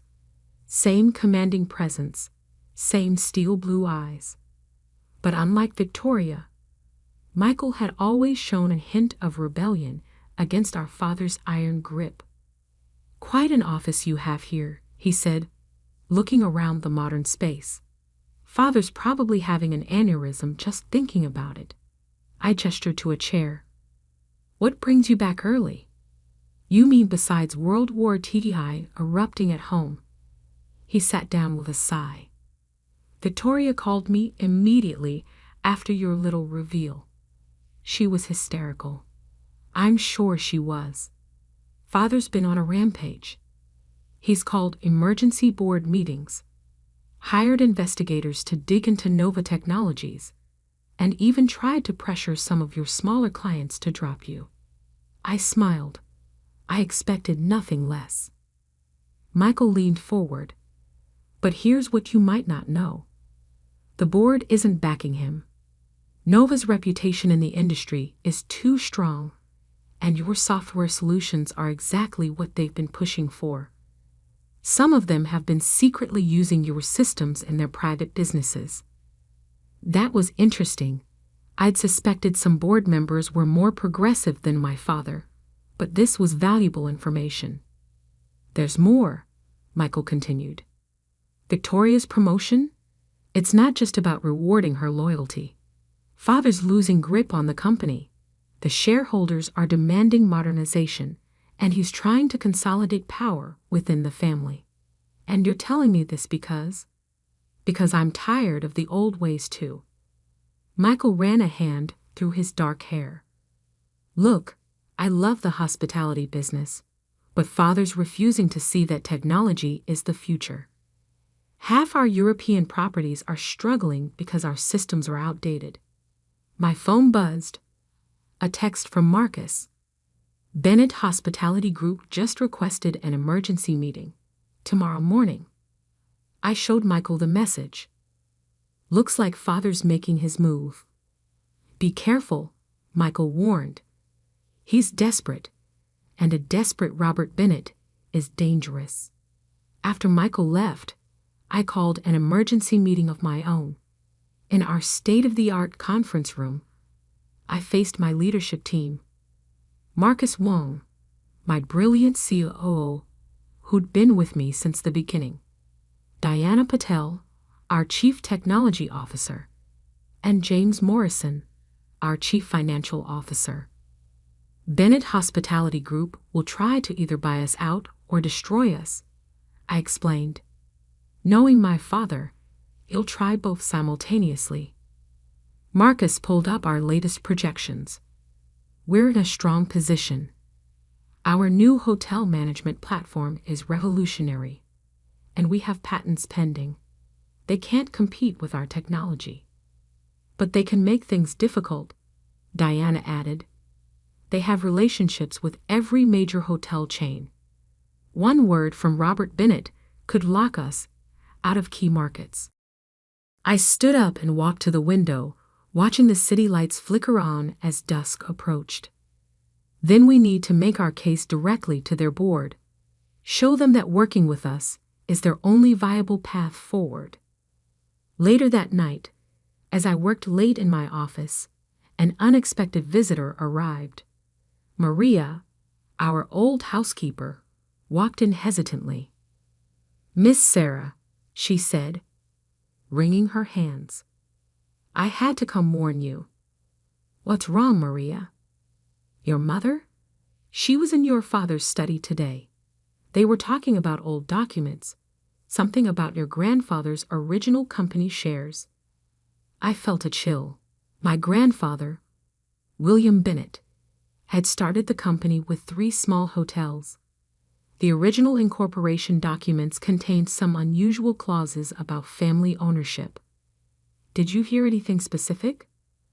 "Only that your father said he'd found a way to put you in your place, and Miss Victoria was making calls to the family lawyer." After Maria left, I called our legal team. "I need everything you can find on Bennett Hospitality Group's original incorporation documents, tonight." The next morning, I arrived at Bennett Hospitality Group's headquarters early. The building itself was a testament to old money, all marble and mahogany, with oil paintings of past Bennett patriarchs lining the walls. In the main conference room, my father sat at the head of the table, flanked by Victoria and our family's longtime lawyer, George Hamilton. The board members filled the remaining seats with one conspicuous empty chair, Michael's. "Where's Michael?" my father demanded. "Probably stuck in traffic," Victoria said smoothly, but I caught the flash of worry in her eyes. I took my seat, opened my laptop, and waited. The tension in the room was thick enough to cut with a knife. "Before we begin," my father announced, "I have something to share." He nodded to George, who started distributing documents. According to the original incorporation documents, George explained, all Bennett family members engaged in competing hospitality businesses must surrender their company's shares and any inherited interests. Victoria smirked. "In other words, dear sister, you have a choice. Sell Nova Technologies to us at our offered price, or lose your entire inheritance." I stayed silent, watching the board members' reactions. Most seemed uncomfortable with this aggressive tactic. Then the conference room door opened. Michael walked in, followed by someone that made my father's face turn pale, our grandfather, William Bennett himself. The 90-year-old man might have been physically frail, but his eyes were sharp as ever. "Robert," he said in his gravelly voice, "what the hell do you think you're doing to my granddaughter?" The room erupted in chaos. Victoria's smirk vanished. My father half rose from his chair. "Dad, you're supposed to be in Florida and miss this power play." Grandfather snorted. "Michael called me 3 days ago. Good thing, too." He turned to George. "Those incorporation documents you're so fond of, I wrote them, and you're interpreting them wrong. I pulled out my own documents, the ones my legal team had discovered overnight. The clause about competing businesses specifically excludes technology services, I explained. Grandfather was quite forward-thinking for his time. William Bennett smiled. I always knew you had the real business sense in the family, Sarah. While they were playing hotel managers, you were revolutionizing the entire industry. My father's face had turned an alarming shade of red. This is ridiculous. The company needs to evolve. One of the board members interrupted. Mr. Bennett, we've been trying to tell you this for years. Nova Technologies represents exactly the kind of innovation we need. I stood up, commanding the room's attention. I have a new proposal. Nova Technologies doesn't want to compete with Bennett Hospitality Group. We want to transform it. A full technological overhaul, bringing your hotels into the modern age. But it has to be a true partnership. The board members leaned forward, interested. Victoria looked like she'd swallowed something sour. And my father finally looked uncertain. Grandfather hobbled to the head of the table. I move for an immediate board vote on this partnership proposal. As hands began to raise around the table, I caught Michael's eye. He gave me a subtle nod. The game wasn't over yet, but the pieces were finally moving in the right direction. The question was, would my father accept this new reality, or would he fight to the bitter end to maintain control? The next few hours would determine not just the company's future, but our families as well. The board vote was unanimous in favor of the partnership. Everyone except my father and Victoria. As the members filed out of the conference room, Grandfather placed a weathered hand on my father's shoulder. Robert, a word in private. It wasn't a request. Victoria tried to follow them into the adjacent office, but Grandfather's sharp look stopped her. Just your father. Left in the conference room with Victoria and Michael, I began packing up my laptop. The silence was heavy with unspoken words. This was your plan all along, wasn't it? Victoria finally spoke, her voice trembling with anger. Get Michael on your side. Bring Grandfather in. Humiliate Dad in front of the board. No, Victoria, Michael interrupted. This happened because you and Dad refused to see what was right in front of you. The world is changing. Sarah saw it first. Oh, please. Victoria stood up, her chair scraping against the floor. She abandoned the family business. She went off to play with computers while I worked my way up. Did everything right. Did everything right? I couldn't hold back anymore. You did everything Dad told you to do. There's a difference. In the adjacent office, we could hear raised voices. Our father rarely argued with Grandfather, but today was different. They're probably rewriting my promotion, Victoria said bitterly. I shook my head. This isn't about your promotion. It's about saving the company you claim to love so much. Before Victoria could respond, the office door opened. Grandfather emerged first, looking tired, but satisfied. Our father followed, his face unreadable. Sarah, he said quietly. Another word. Inside the office, I sat across from my father, reminded of countless childhood lectures in his study. But something was different now. The power dynamic had shifted. Your grandfather reminded me of something, he began, staring out the window. When I took over the company from him, I was convinced I knew better. New properties, aggressive expansion. He fought me on every decision. And you proved him wrong, I said. The company grew. Yes, he turned to face me. But now I'm doing exactly what he did, refusing to see that the next generation might know better. Coming from my father, this was as close to an apology as I'd ever heard. "Show me," he said suddenly. "Show you what?" "Your company. How it works. What makes it worth $47 million. An hour later, we were walking through Nova Technologies' offices. My father looked out of place among the open floor plan, casual dress code, and collaborative spaces, but he was paying attention. In our main development room, Diana was demonstrating our latest AI-driven booking system. Traditional hotels lose 23% of potential bookings due to system inefficiencies, she explained. Our platform reduces that to less than 3%. My father's eyes widened at the projection screens showing real-time data from our test properties. And this works across all hotel management systems. That's the beauty of it. Marcus joined in. It's completely adaptable. We could have Bennett properties integrated within months. Later, in my office, my father sat heavily in a visitor's chair. "I never bothered to understand what you were building." "You never asked," I said simply. He nodded slowly. "The board is right. We need this. But Sarah, I need to know. Can you work with Victoria?" "With me? Really work together?" "That depends. Can you accept that I'm not just your daughter anymore? I'm a business partner, an equal." The question hung in the air between us. Decades of family dynamics, expectations, and control issues distilled into one moment. Finally, he extended his hand.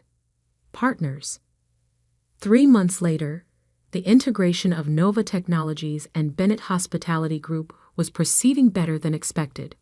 My father, to everyone's surprise, had thrown himself into learning the technology. Victoria, after some initial resistance, had found her niche in marketing our integrated solutions to other luxury hotel chains. But the real test came at the next family dinner, the first since that fateful meeting where they tried to fix my life. The same dining room, the same family members, but everything was different. My mother had replaced the coffee-stained Persian rug. More significantly, she'd insisted on a more casual family dinner instead of the usual formal affair. "Sarah," she said, passing the salad, "tell us about the new project in Singapore." Victoria mentioned something about AI-driven customer experience. Victoria actually smiled. "It's amazing, Mom. The test results show a 40% increase in customer satisfaction. The Asian market is ready for expansion," Michael added. "European properties are already asking when they can implement the full system." My father sat quietly at the head of the table, listening to his children discuss the future of his company. "Our company now. I have an announcement," he said suddenly. Everyone fell silent. "I'm stepping down as CEO." Forks clattered. My mother gasped. "Robert." "Not retiring," he clarified, "taking the role of chairman. But the company needs new leadership for this new era." He looked directly at me. "Sarah, the board and I want you as CEO, with Victoria and Michael as joint COOs." I felt the weight of his words, the trust, the recognition, the subtle admission that he'd been wrong. "On one condition," I said. "What's that?" "We move the company headquarters to a new building, one that represents both our heritage and our future." 6 months later, I stood in front of that new building, a stunning glass and steel structure that incorporated the classic Bennett Lion logo in its modern design. Inside, traditional materials like marble and mahogany blended seamlessly with cutting-edge technology. My father stood beside me, looking up at our creation. "You know, I still remember what I said at that family meeting, that you were a disappointment." "I remember. I was wrong. You didn't just build a successful company, you saved ours." He smiled slightly. though I could have done without the dramatic revelation. I laughed. Well, I am up in it. We do tend toward the dramatic. Later that evening, I found myself in my old office at Nova Technologies, packing the last few items before moving to the new building. A photo caught my eye. A young girl sitting on her grandfather's lap, playing with a calculator while he worked on hotel ledgers. My phone buzzed with a message from Victoria. Family dinner tonight. Mom's actually cooking. Another message popped up from Michael. Should we warn the fire department? And finally, one from my father. Proud of you, CEO. I placed the photo in my box and looked out at the Boston skyline one last time from this office. The city lights twinkled, reminding me of that snowy morning when I'd driven to my parents' house, nervous about revealing my success. Sometimes, fixing your life means letting others see that it was never broken in the first place. I picked up my box and turned off the lights. It was time for family dinner, and for once, I was looking forward to it. After all, we were partners now, in business and in life. And that was worth more than $47 million any day. The Boston winter was particularly harsh that year, with snow piling up outside the windows of my small office in the industrial district. I was reviewing the quarterly reports of my modest tech repair business when my phone buzzed with a message from my younger sister, Amanda. Emergency family meeting at Mom and Dad's tonight. Dad says attendance mandatory.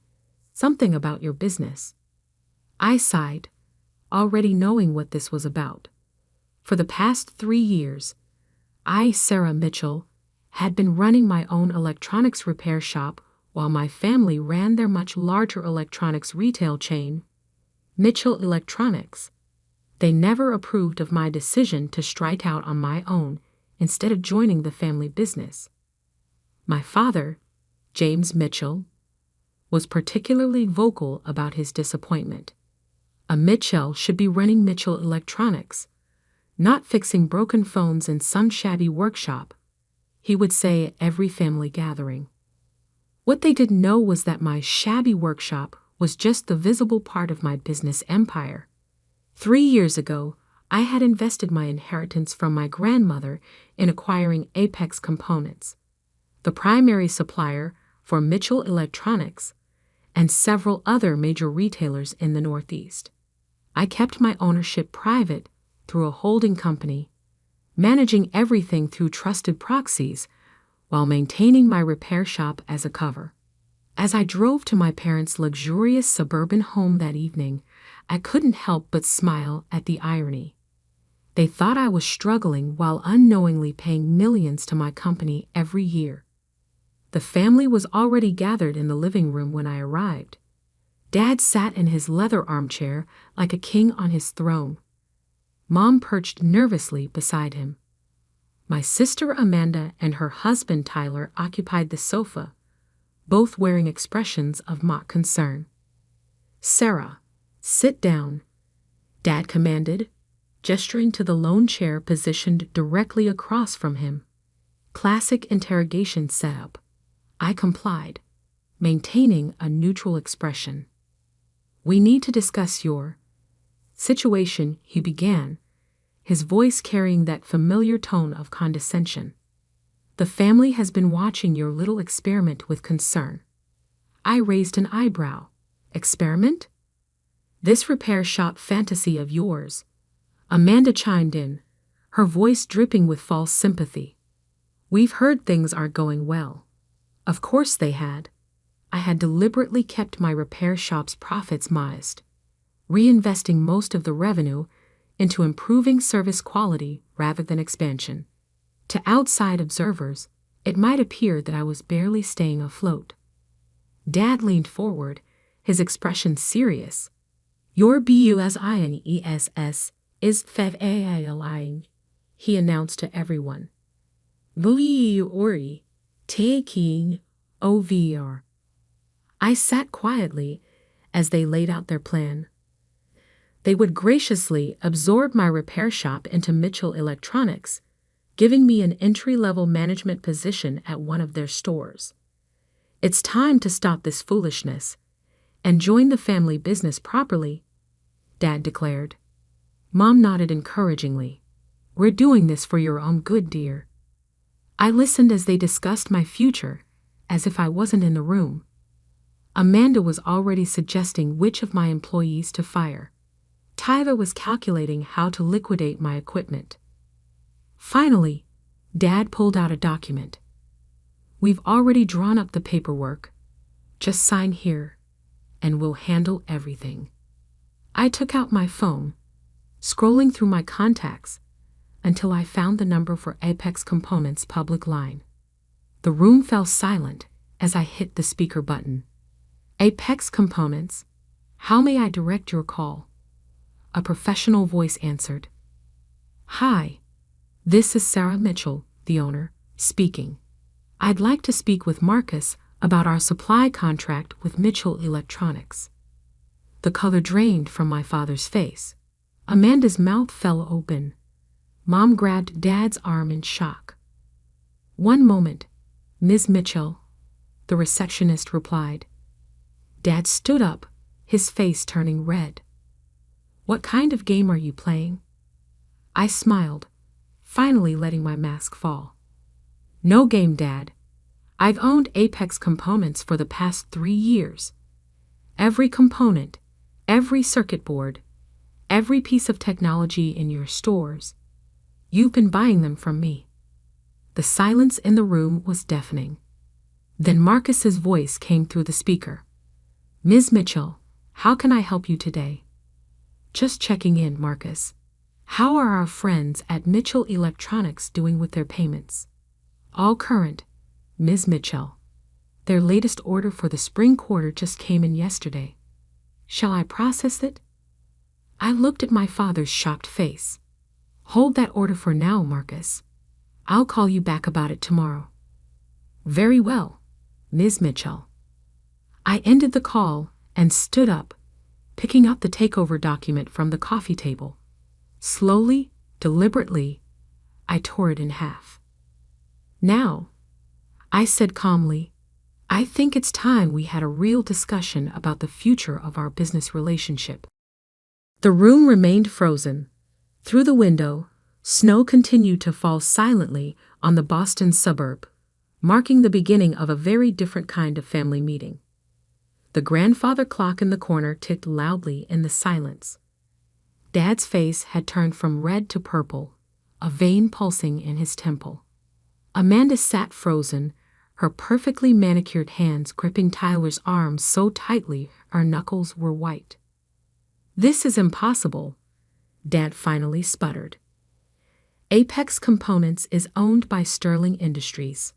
I smiled, pulling out my tablet. Sterling Industries is a holding company, my holding company. I pulled up the corporate documents and turned the screen toward them. Would you like to see the ownership papers? Mom found her voice first. But how? The purchase price for Apex would have been $37 million. I finished for her. Grandmother's inheritance was quite substantial. While you were all busy mocking my little repair shop, I was using it to learn the industry from the ground up.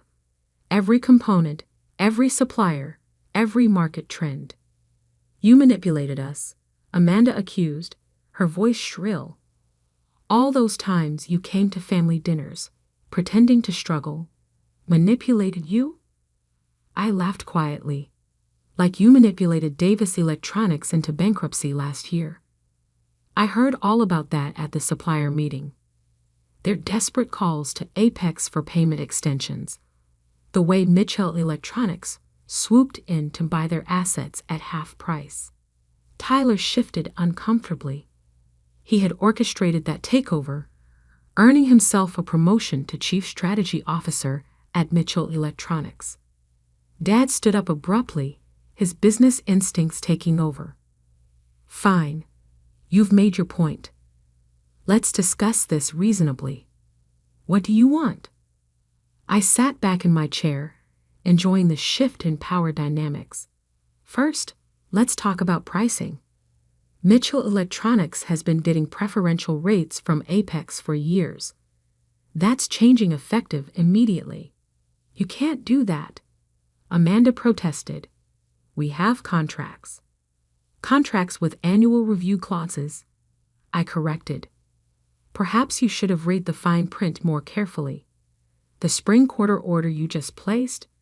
The prices are going up by 15%. Dad's face paled. He knew what that would do to their profit margins. That's extortion. That's business, I replied coolly. Just like it was business when you tried to force me out of my shop today. Mom stepped forward, attempting to play peacemaker. Sarah, dear, surely we can work something out. We're family. Family? I pulled out another document from my bag. Like when you and Dad tried to block my business loan application at First National Bank last year. As a concerned parent, I believe the letter said. They had the grace to look embarrassed. That attempt to sabotage my business had backfired. It was what prompted me to start recording all our interactions. Here's what's going to happen, I continued, my voice firm. Mitchell Electronics will accept the new pricing structure. You'll sign a 5-year supply contract with Apex at market rates. No more preferential treatment. And you'll stay completely out of my repair business. Or what? Dad challenged, though his voice lacked its usual confidence. I smiled. Or I'll start supplying your competitors at a discount. I wonder how Riverside Electronics would feel about getting components at 20% below what you're paying. The threat hung in the air. Riverside was their biggest competitor in the Northeast, and such a price advantage would devastate Mitchell Electronics' market share. Tyler, ever the strategist, spoke up for the first time. This could destroy the company. Thousands of people could lose their jobs. That's your choice to make, I replied. I'm just offering a fair business arrangement. The same courtesy you showed me today. Amanda stood up, tears of fury in her eyes. You've been planning this all along, haven't you? Playing the struggling daughter while secretly plotting to take over. Take over? I laughed. I don't want Mitchell Electronics. I built something of my own. Something you all thought I couldn't do. I'm just making sure you never try to interfere with my business again. Dad sank back into his chair, suddenly looking older. You're just like your grandmother, he muttered. She always said you were the one who inherited her business sense. Yes, she did, I agreed. She also warned me about family and business. I should have listened sooner. I stood up, gathering my things. You have until tomorrow morning to decide. The new contracts will be delivered to your office at 9 a.m. Sign them, or I start calling your competitors. As I walked toward the door, Mom called out, Sarah, wait. What about Sunday dinners? The family gatherings? I turned back one last time. I think we all need some time to reevaluate what family really means. Don't you? The snow had stopped falling outside, leaving a pristine white blanket over everything. As I drove away from my parents' house, I caught a glimpse of them in my rearview mirror, still standing in the doorway. Dad was on his phone, probably calling his lawyers. Amanda was crying into Tyler's shoulder. I felt a mix of triumph and sadness. This wasn't how I had wanted things to play out, but they had forced my hand. Tomorrow would bring tough negotiations and probably more family drama. But for now, I had one more stop to make. I turned my car toward the industrial district, where my shabby workshop waited. The lights were still on, my dedicated team working late as usual. They were the real reason for my success, not just my ownership of Apex. It was time they knew the whole truth too. The night was far from over, and I had a feeling the real storm was just beginning. The next morning, Boston's financial district was already buzzing with activity when I arrived at my office in the Apex Components building. I had spent half the night explaining everything to my repair shop team, who were shocked but supportive. Now it was time for the real battle to begin. My phone had been flooded with messages since dawn. Missed calls from Mom, angry texts from Amanda, and several emails from Tyler marked URGENT. I ignored them all and focused on preparing for the 9 a.m. meeting. At 8:45, Marcus, my VP of Operations at Apex, entered my office. The Mitchell Electronics legal team just arrived. All 6 of them. He handed me a coffee. Your father's with them. I nodded, not surprised. And Amanda. She's in the lobby with Tyler. They're demanding to be part of the meeting. Let them come up, I said, straightening my jacket. The more witnesses, the better. At precisely 9 a.m., they filed into the conference room. Dad led the charge, followed by his lawyers and Amanda and Tyler.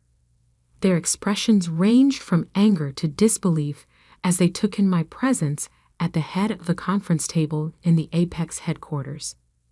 Before we begin, Dad announced, I want to make it clear that we contest the legitimacy of your ownership claim. I smiled and gestured to my own legal team. Feel free to contest it. The paperwork has been ironclad for 3 years. But while you waste time and money on pointless litigation, I'll be having some interesting conversations with Riverside Electronics. One of Dad's lawyers whispered something in his ear, and his face tightened. They knew I had them cornered. The new contracts, I said, sliding folders across the table. As promised. Market rate pricing, 5-year term, no early termination without penalty. Tyler grabbed a copy and started reading, his face growing increasingly pale. These terms, they'll cut our margins by at least 40%. Welcome to the real market, I replied. You've been getting artificially low prices for years. That ends today. Amanda slammed her hand on the table. This is ridiculous. Daddy, we can't accept this. There must be other suppliers. There aren't, Tyler said quietly. Apex controls 60% of the component market in the Northeast. The remaining suppliers couldn't handle our volume, and overseas suppliers would mean months of delays. Dad's lawyers huddled together, whispering furiously. I could see them realizing just how thoroughly I had planned this. Then Mom burst into the room, tears in her eyes. Sarah, please. I've been up all night thinking about this. We can work something out. We're family. Family? I stood up slowly. Let me tell you about family, Mom. 3 years ago, when I started my repair shop, I came to you for advice. You told everyone at the country club that I was going through a phase. When I needed a small business loan, Dad tried to block it.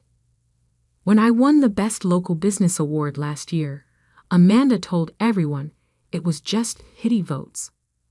I pulled out a stack of papers from my briefcase. Here's a collection of every email, every message, every attempt you've made to undermine my business. Would you like me to read them out loud? The room fell silent. Even the lawyers looked uncomfortable. But here's what you never bothered to ask, I continued. Why did I start a repair shop? Because I saw how many customers were struggling with expensive electronics they couldn't afford to replace. While Mitchell Electronics was pushing new products, I was helping people fix what they had. My little shop has helped over 3,000 families keep their devices running. Dad scoffed, but I noticed Tyler looking thoughtful. And Apex. I went on. I bought it because I saw how Mitchell Electronics treated smaller retailers, squeezing them with high prices while you got special deals. That ends today. I pushed another document across the table. This is my final offer. Market rate pricing for everyone. No more preferential treatment. And a clause requiring Mitchell Electronics to establish authorized repair centers for your products. Repair centers? Tyler leaned forward, interested. Like your shop? Exactly. You've been fighting against the right to repair movement, making it impossible for independent shops to get parts. That changes now. It's not just good ethics, it's good business. Amanda looked at Tyler in surprise as he picked up the contract and started reading more carefully. This could actually work, he muttered. The repair centers could generate steady revenue, build customer loyalty. Absolutely not, Dad thundered. We are not turning Mitchell Electronics into a repair shop chain. No, I agreed. You're adapting to a changing market. Sign the contract, and I'll even help you set up the repair center network. Refuse, and I start calling your competitors in an hour. Dad turned to his lawyers, who nodded grimly. They knew they had no choice. I'll need to take this to the board, he said finally. You have until noon, I replied. Oh, and one more thing. I slid a final document across the table. My repair shop. It's now an authorized Apex Components training center.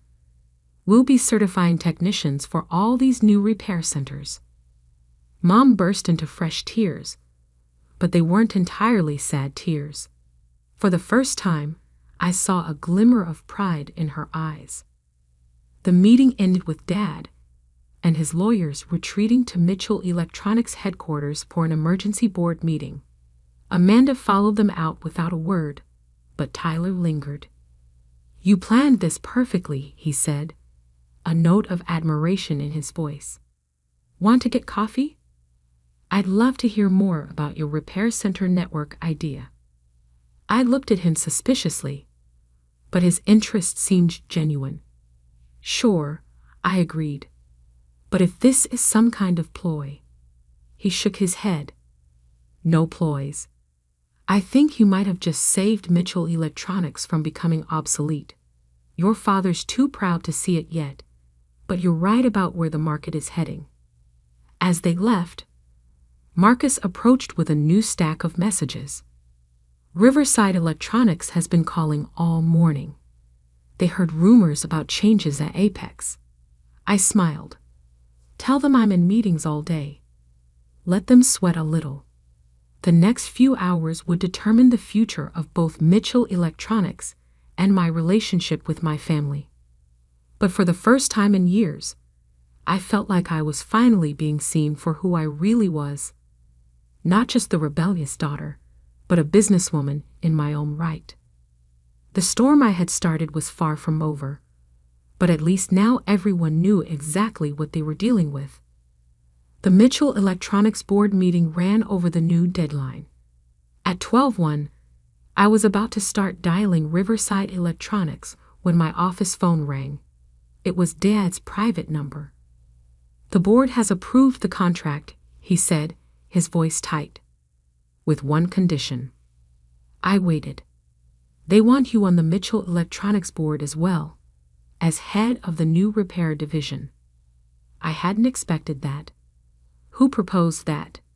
Tyler did, and I seconded it. The admission seemed to cost him something. I could hear the years of pride cracking in his voice. I'll think about it, I replied, and hung up.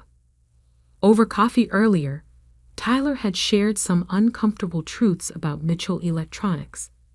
Their sales were declining as consumers became more environmentally conscious and repair-friendly. The company needed to evolve, but Dad had been resistant to change. My phone buzzed with a text from Amanda. We need to talk, alone. I agreed to meet her at my repair shop. When she arrived, her designer heels clicked against the workshop floor as she took in the busy space. Technicians were working at various stations, carefully bringing dead devices back to life. "It's not what I expected," she admitted, watching a young technician delicately repair a smartphone screen. "I always pictured you working in some dark basement." "That's because you never bothered to visit," I replied. She flinched. "I deserve that." She turned to face me. "Tyler showed me the projections for the repair center network. It's impressive. You're not just fixing phones, you're building something sustainable." "That was always the plan." "Why didn't you tell us?" she asked. "About Apex, about all of this? Would you have listened? Or would you have tried to take control, like you did yesterday?" She was quiet for a moment. "I was jealous," she finally admitted. "You were always the smart one, the one grandmother believed in. When you started this shop, I thought I was finally better than you. Working at Mitchell Electronics, wearing expensive suits, looking down on my sister, the repair technician. And now I realize you saw the future while we were clinging to the past." She gestured around the shop. "This is where the industry is heading, isn't it? Sustainability, repairs, customer service." "It is," I confirmed. "The question is, are you ready to be part of it?" Before she could answer, the shop's door chimed. Mom walked in, looking out of place in her pearls and cashmere sweater. "I hoped I'd find you both here," she said softly. "Your father's on his way too." Sure enough, Dad's car pulled up minutes later. He entered the shop slowly, taking in the busy workspace with new eyes. "Your grandmother would be proud," he said quietly. "She always said business wasn't just about profits. It was about building something worthwhile." "That's what I've been trying to do," I replied. "I know that now." He pulled out a folder, the signed contracts, and something else. Inside was a formal apology from the Mitchell Electronics Board for their past attempts to interfere with my business, along with the board membership offer. "We're not asking you to give up anything," Dad explained. "Keep running Apex and your shop. But help us transform Mitchell Electronics too, not as our supplier, but as our daughter." I looked at my family, Mom's hopeful smile, Amanda's newfound respect, Dad's difficult but genuine attempt at reconciliation. "On one condition," I said, "the repair network starts here, with my team." "They've earned it." "Agreed," Dad nodded. "Tyler's already working on the implementation plan. He says you two had quite a productive coffee meeting." "Speaking of your team," Amanda added, "we need to talk about expansion. If we're rolling out repair centers across the Northeast, you'll need to train more technicians." "I might have some ideas about that." I smiled, thinking of the training program I'd been developing. That evening, after the papers were signed and plans were made, we gathered for an impromptu family dinner, not at my parents' formal dining room, but at the small cafe next to my shop. The same cafe where I'd first dreamed up my business plan 3 years ago. To new beginnings, Mom proposed a toast, and to old wisdom, I added, thinking of grandmother. Dad raised his glass. To the future of Mitchell Electronics and Apex Components. And to family, Amanda concluded, who sometimes need to be broken apart to grow stronger together. As we ate and talked about the future, I watched my repair shop through the cafe window. The lights were still on, my team still working. Tomorrow, I would tell them about the expansion plans, the opportunities ahead. They weren't just repair technicians anymore. They were pioneers in a changing industry. 6 months later, the first Mitchell Electronics Authorized Repair Center opened in downtown Boston. The ribbon-cutting ceremony featured the entire Mitchell family, with Dad and me sharing the scissors. The photo made the local business news. Mitchell Electronics embraces right to repair movement. A family business evolution. My repair shop became the flagship training center, with Amanda surprisingly taking a keen interest in the educational program. Mom started a sustainability initiative within the company, working to reduce electronic waste. Even Dad found his passion again, mentoring young entrepreneurs who wanted to open their own repair centers. The family dinners resumed, but they were different now.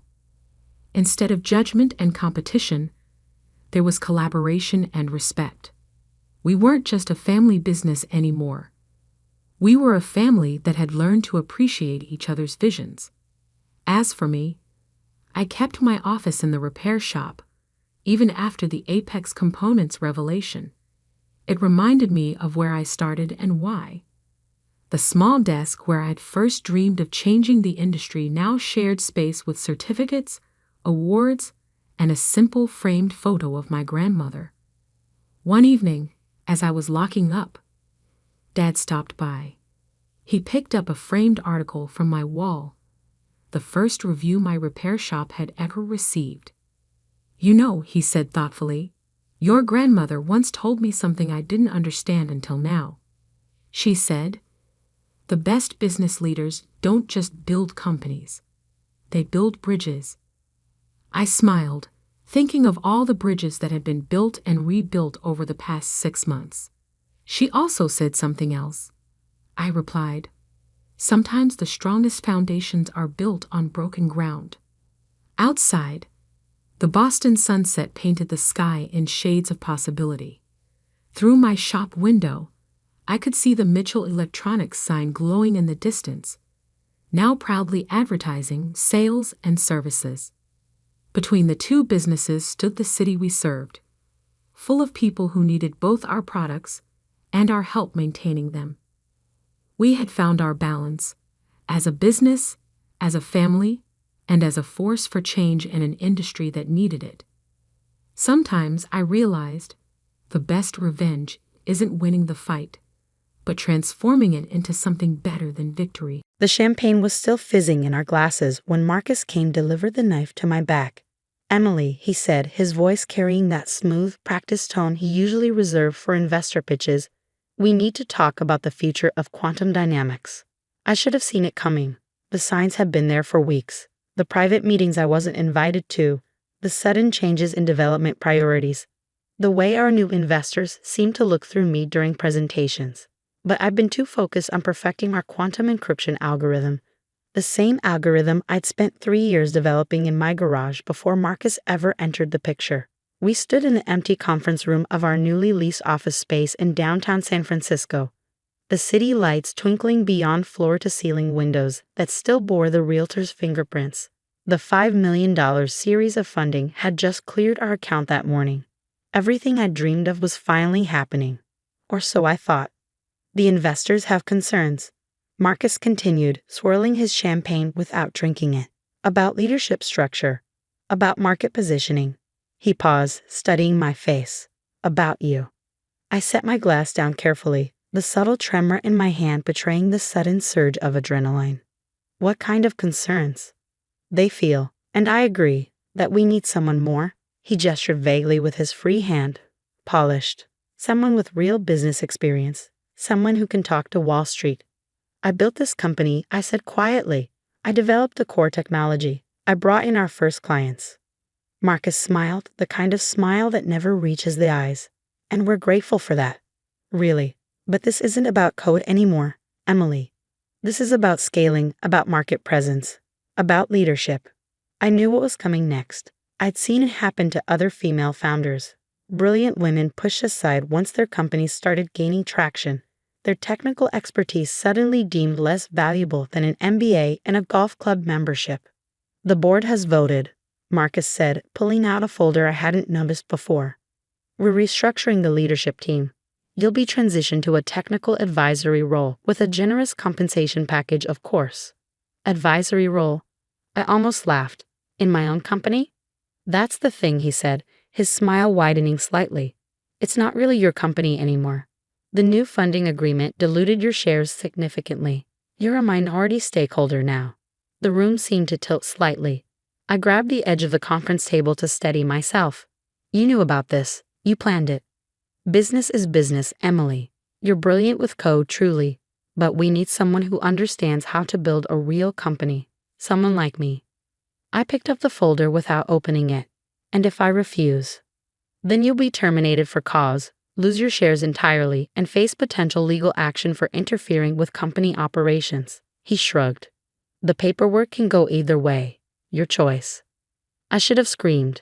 Should have thrown the champagne in his face. Should have threatened legal action of my own. Instead, I smiled.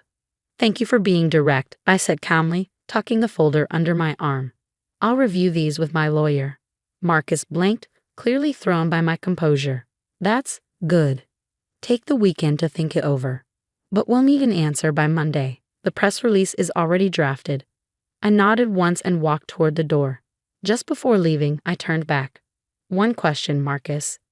Did you ever actually read my patent applications? The original ones from before we partnered. He waved dismissively. The company owns all relevant IP. It was in the partnership agreement. Right, I said softly. Of course. Good night, Marcus. The elevator ride to the lobby felt surreal.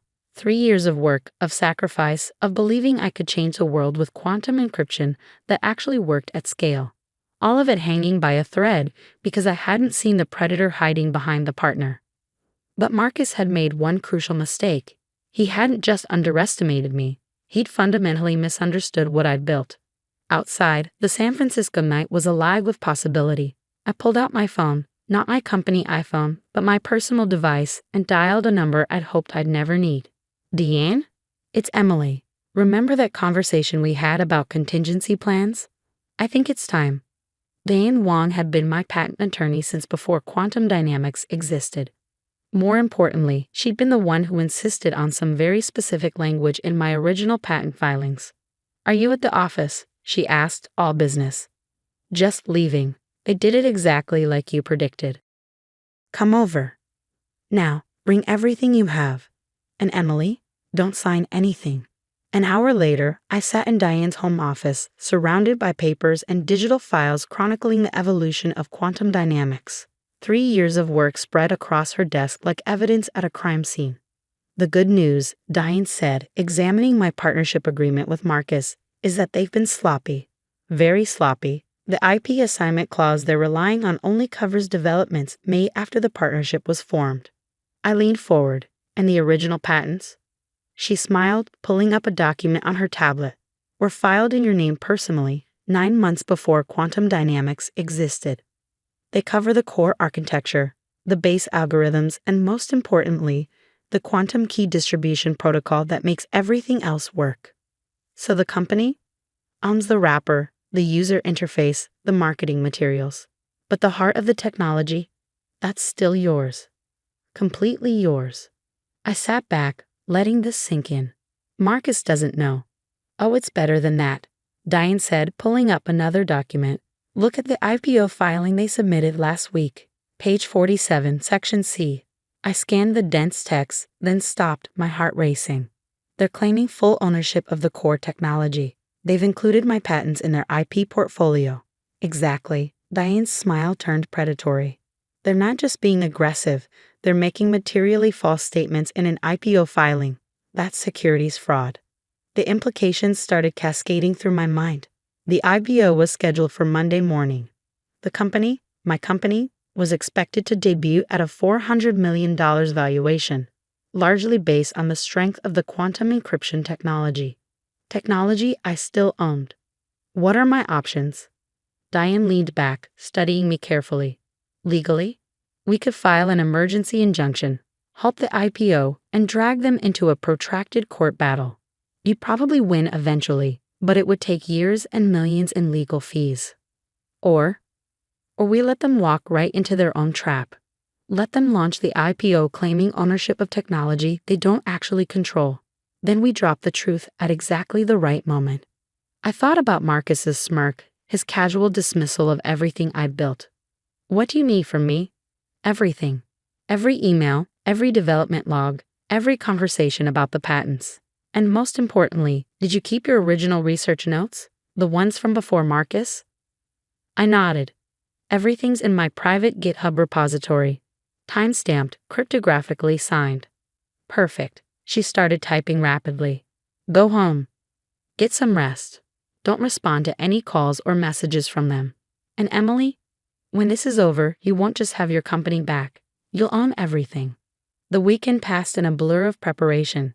I provided Diane with everything she needed while ignoring increasingly urgent messages from Marcus and the board. They wanted an answer about the transition. They needed me to sign the papers.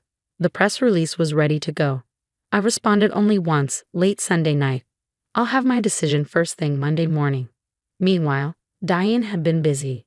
She'd assembled a team of securities lawyers, technical experts, and PR specialists. More importantly, she'd reached out to someone who would prove crucial to our plan. Sandra Chen, the SEC's lead investigator for tech industry compliance. The filing is scheduled for 9:30 a.m. Eastern, Diane explained during our final prep call Sunday evening. Trading will begin at 10. We move at 10:01. And you're sure this will work? Emily, they're about to commit securities fraud on a massive scale. The only question is whether you want to stop them before or after they do irreparable damage to themselves. I thought about every time Marcus had talked over me in meetings, every investor who'd addressed their questions to him instead of me. Every subtle and not so subtle suggestion that I should focus on the technology and leave the real business to him. After, I said firmly, definitely after, Monday morning dawned clear and cold. I watched the sun rise from my apartment's small balcony, sipping coffee and monitoring financial news sites. The IPO was already making headlines. Quantum dynamics set to revolutionize cybersecurity market. The articles all quoted Marcus extensively, praising his visionary leadership and innovative approach to quantum encryption. Not one mentioned my name. At 9:15 a.m., I received a final text from him. Last chance to do this the easy way. I didn't respond. Instead, I opened my laptop and logged into the secure server Diane had set up.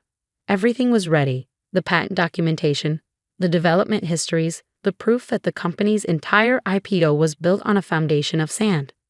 At 9:30 a.m. exactly, Quantum Dynamics stock appeared on the NASDAQ. The opening price was set at $45 per share. At 9:45 a.m., trading in the pre-market began.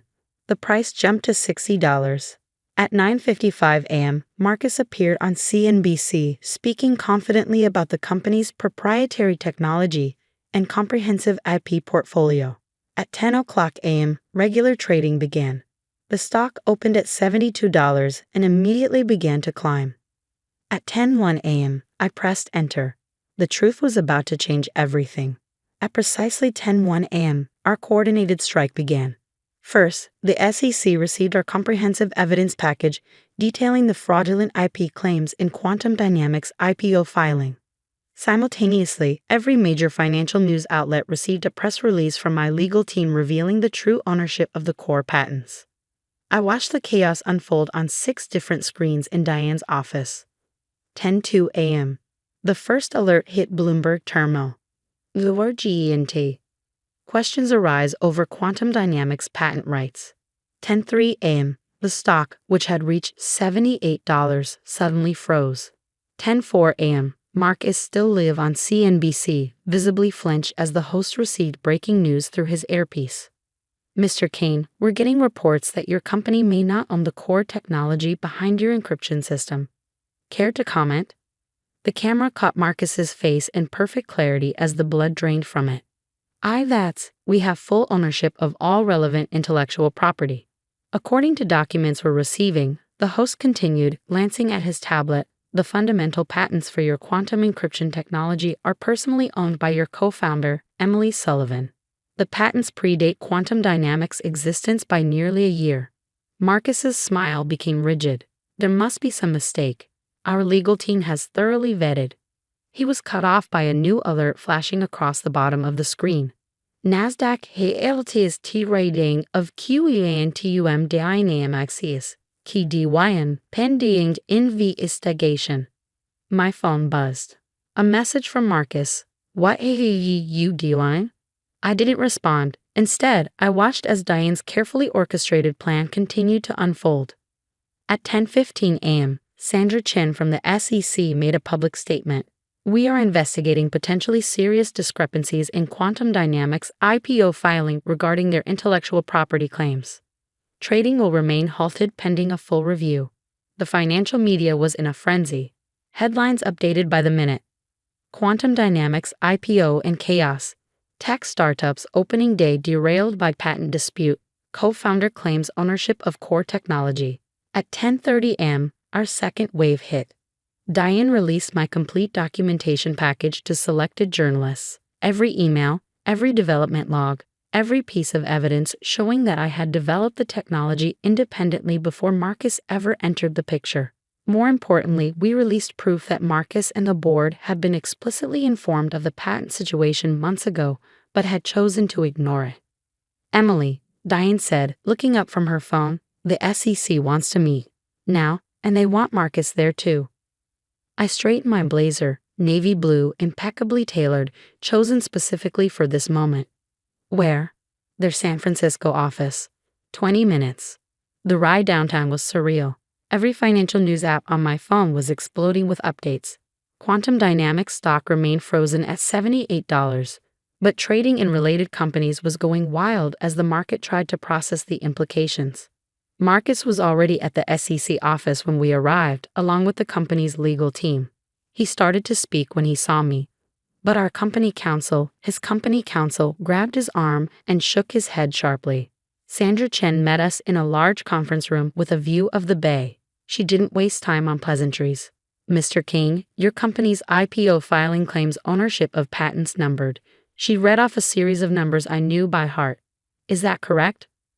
Marcus looked at his lawyers, who nodded slightly. Yes, that's correct. Ms. Sullivan. Sandra turned to me. You claim these patents are registered to you personally, is that right? Yes, I said clearly. I filed them 9 months before Quantum Dynamics existed, before I ever met Mr. Kane. That's impossible, Marcus interrupted. The partnership agreement clearly states, I have the original patent documents right here. Diane cut in smoothly, sliding papers across the table. Along with Emily's complete development history, including GitHub commits dating back 4 years. Would you like to see them? The next hour was excruciating for Marcus and his team as they realized just how thoroughly they'd miscalculated. The partnership agreement they'd relied on only covered developments made after the company's formation. My original patents, the ones that made everything else possible, remained firmly in my control. This is a serious matter, Sandra said finally. We're looking at potentially criminal securities fraud. The IPO filing materially misrepresented the company's intellectual property assets. Marcus's lawyer cleared his throat. Perhaps we could discuss a settlement. Settlement? I laughed softly. You tried to steal my life's work. You tried to erase me from my own company. And now you want to settle. Emily, be reasonable, Marcus said, his voice taking on that condescending tone I'd grown to hate. The company needs these patents. We can figure out fair compensation. Fair? I stood up slowly. Was it fair when you diluted my shares without notice? When you tried to force me out of the company I built? When you took my technology and claimed it as your own? The room fell silent. Here's what's going to happen. I continued, pulling out a document of my own. I've prepared a new licensing agreement for the patents. The terms are simple. I regain majority control of Quantum Dynamics. The board resigns. You, Marcus, sell your shares at their original purchase price and step down. In return, I don't press charges for patent infringement or fraud.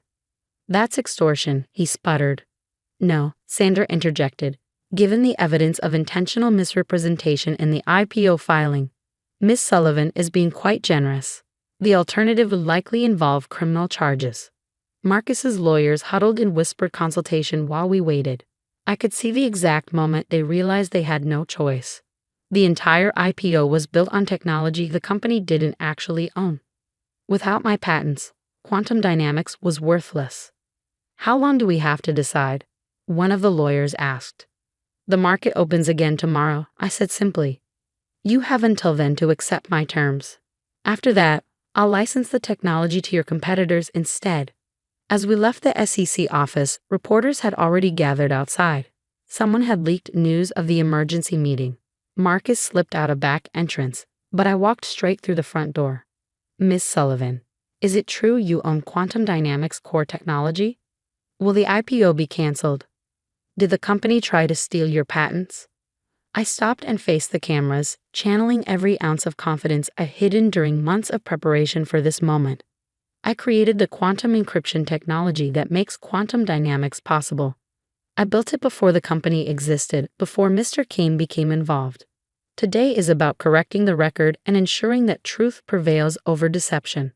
I'll have more to say tomorrow. Back at Diane's office, messages were pouring in. Other directors trying to save themselves. Investors demanding explanations. Employees asking if they still had jobs. What now? Diane asked, watching me scroll through the chaos on my phone.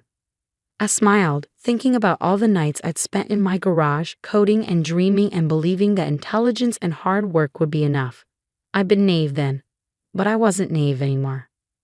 Now, I said, we rebuild. But first, we make sure this never happens to another founder. The next few hours would determine not just my future, but the future of the company I created. And this time, I wouldn't let anyone take it from me.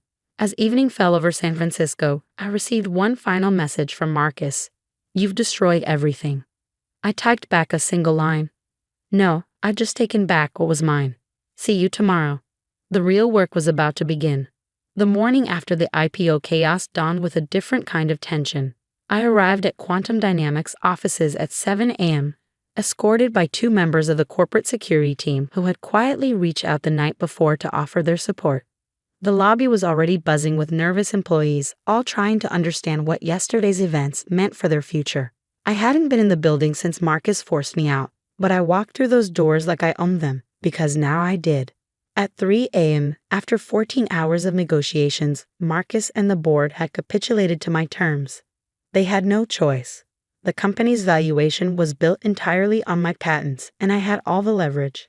Emily, Jessica from engineering, spotted me first. She rushed over, others following in her wake. Is it true? Are you taking back control? I smiled, addressing not just her but the growing crowd of employees gathering in the lobby. Yes, and we have a lot of work to do. The elevator ride to the executive floor was filled with supportive whispers and quiet congratulations. These people, the real heart of quantum dynamics, had watched me build this company from nothing. They'd seen me pushed aside, and now they were witnessing my return. Marcus's office, my office now, was empty when I arrived.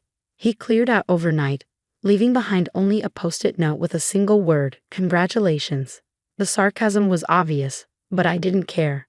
I had bigger concerns. At 8 a.m. sharp, I called an all-hands meeting in the main conference room. Every seat was filled, with people standing along the walls and streaming via video from our other offices. Yesterday, I began you all learn some disturbing truths about this company's leadership, about attempts to take credit for and control of technology that I developed. Today, I want to talk about the future. The room was silent, everyone hanging on every word. First, your jobs are secure. In fact, we're expanding. The technical vision that brought you all here hasn't changed. It's just back in the hands of its original creator. Relief swept through the crowd. Then came the harder part. Second, we're rebuilding our leadership team from the ground up. Based on merit, not connections. Based on innovation, not intimidation. I'll be interviewing every department head personally this week. And yes, internal candidates will be given priority. That brought smiles to several faces, particularly among the veteran employees who'd been passed over for promotion under Marcus's regime.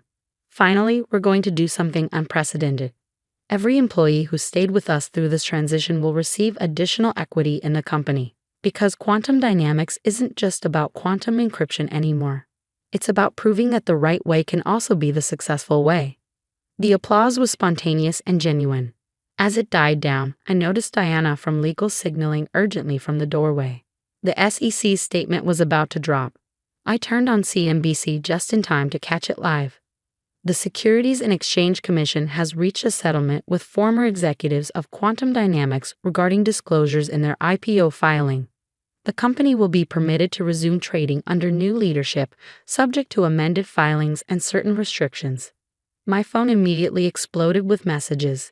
Investors wanting meetings, reporters seeking comments, competitors testing waters.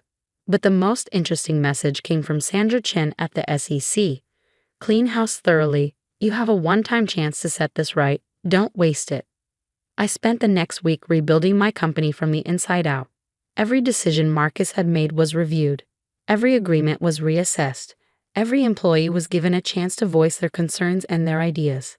Jessica, who had been quietly maintaining the core codebase even after my departure, was promoted to Chief Technology Officer.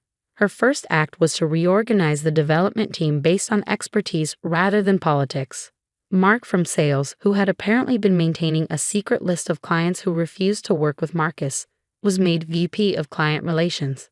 Within days, he had brought back 3 major accounts we lost. But the real victory came from an unexpected source. Remember Sandra Chen from the SEC? She didn't just help expose the fraud, she introduced me to Catherine Hayes, a veteran tech CEO who had faced similar attempted coups in her own career. Catherine didn't want a job or a board seat. What she wanted was to help create something new. The Founders Defense Fund, a legal and financial resource for entrepreneurs facing illegal takeover attempts. I became its first sponsor and success story. 2 months after the failed IPO, we were ready to try again. This time, everything was done right. The patents were properly licensed to the company. The ownership structure was clear and fair. The technical documentation was impeccable. The night before our second IPO attempt, I received an unexpected email from Marcus. "You'll never pull this off. The market remembers." I didn't bother responding. Instead, I forwarded it to our new PR team with a note. "Add this to the resilience narrative." The next morning, Quantum Dynamics stock opened at $82 per share, higher than our first attempt, and kept climbing. By closing bell, we had reached $110, making us the best performing tech IPO of the year. But I wasn't in New York to ring any bells or celebrate with bankers. Instead, I was in our San Francisco office, coding alongside my team, just like I had been doing since the beginning. "You could have taken the day off," Jessica said, bringing me a coffee. "Enjoyed the spotlight a little." I shook my head, not looking away from my screen. The spotlight isn't what matters. The work is what matters. The people are what matters. 6 months after our successful IPO, I stood on stage at the Women in Tech Summit, delivering the keynote address. The room was packed with founders, engineers, and investors, including more than a few who had initially backed Marcus over me. "They say success is the best revenge," I told the crowd. But I disagree. Success isn't about revenge. It's about vindication. It's about proving that you can build something meaningful without compromising your principles, without becoming the very thing you set out to change. In the front row, I spotted Catherine Hayes sitting with 3 young founders, women who had already received support from the Founders Defense Fund. They were taking notes, phones recording, eyes bright with possibility. The tech industry has a long history of stolen ideas, betrayed trust, and corruption masquerading as disruption. I continued. But that's not our future. Our future is about creation, not theft. About collaboration, not domination. About building things that matter with people who matter. The applause was thunderous, but the real victory came later, during the networking session. A young engineer approached me, clutching a notebook filled with quantum computing calculations. "I have an idea," she said nervously, "but everyone says I need a business person to make it real. That I should focus on the tech and let someone else handle the company." I smiled, remembering my own journey. "Let me tell you about patents," I said, pulling up a chair, "and about how to protect what you build." 1 year to the day after Marcus tried to push me out, Quantum Dynamics was valued at $2.8 billion. Our quantum encryption technology had become the industry standard, and our corporate culture was being studied at business schools as a model of ethical leadership. Marcus? He tried to start another company, but it turned out investors had long memories. Last I heard, he was consulting for struggling startups, telling war stories about the company he almost stole. As for me, I still code every day, still work alongside my team, still remember what it felt like to build something from nothing, to almost lose it, and to take it back. But now, when young founders ask me for advice, I don't just tell them to believe in themselves. I tell them to be prepared, to document everything, To understand that sometimes the biggest threat isn't failure, it's success, and what it makes other people willing to do. Building something revolutionary is only half the battle, I tell them. Protecting it is the other half. Late one evening, as I was leaving the office, I passed the wall where we display our patents. The original ones, my personal ones, that started everything. A young intern was studying them intently. "Quite a story behind those," I said. She turned, eyes bright with curiosity. "I know, they taught it in my business ethics class. About how you didn't just win, you changed things." I smiled, thinking about the Founders Defense Fund, about the dozens of entrepreneurs we'd already helped, about the countless others who would never face what I faced because the industry had finally started to change. "You know what the real secret is?" I told her. "It's not about winning or losing. It's about building something that matters, protecting it with everything you have, and then using that strength to help others build too." She nodded thoughtfully, then asked the question I'd been expecting. "Weren't you afraid when you pressed that button on IPO day?" "No," I said honestly, because by then I knew something Marcus never understood. True power isn't about control or dominance. It's about creation, about protection, about doing things the right way even when the wrong way seems easier. I looked out at the San Francisco skyline, at the city that had seen my greatest defeat and my greatest triumph. And sometimes I added softly, it's about showing the world that the people they try to erase are exactly the ones they should have feared all along. The intern smiled, understanding perfectly, because that's what my story had become, not just a tale of personal vindication, but a blueprint for change. A reminder that sometimes the most powerful thing you can do isn't fight back. It's build something better. The last cup of coffee I'd ever drink in our startup's office had gone cold. I stared at it, sitting on my desk like a final punctuation mark, while watching David pace our once shared workspace through the glass walls. He was on the phone with our investors again, probably spinning the same story he'd been crafting for weeks. How I was unstable. How my erratic behavior threatened the company. How he had no choice but to take control for the good of everyone involved. I almost admired his dedication to the lie. Almost. My name is Sophia Martinez, and for the past 3 years, I poured every ounce of my being into building SecureNet, a revolutionary cybersecurity system that could adapt to threats in real time.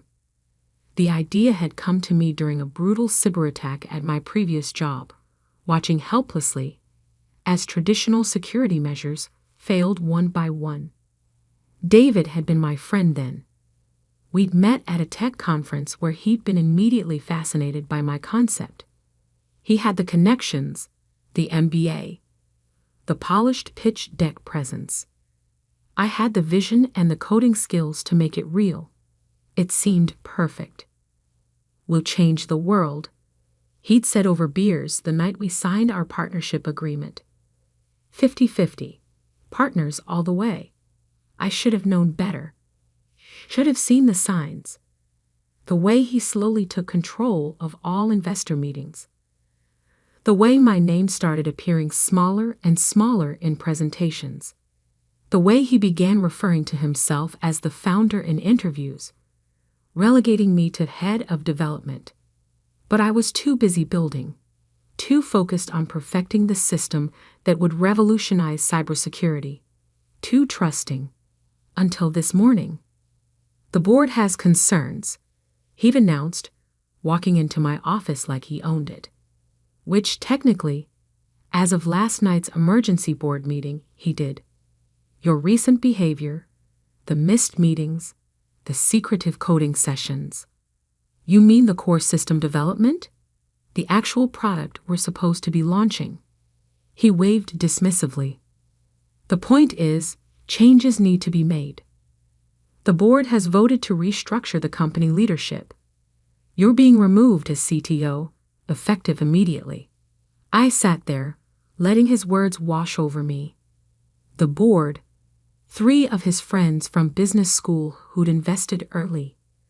The restructure, his final move to push me out completely. "And my shares?" I asked quietly. He smiled, that same charming smile that had once convinced me to trust him. We'll buy you out. 10 cents on the dollar. Generous, considering the circumstances. The circumstances you manufactured. His smile tightened. Be reasonable, Sophia. You're a coder. A good one, sure, but this company needs real leadership. Professional management. You're not equipped for that. I stood, gathering my laptop. And you are. I've raised $12 million in funding. I got us coverage in every major tech blog. I've built relationships with Fortune 500 clients. What have you done? Hidden in your office writing code that nobody understands.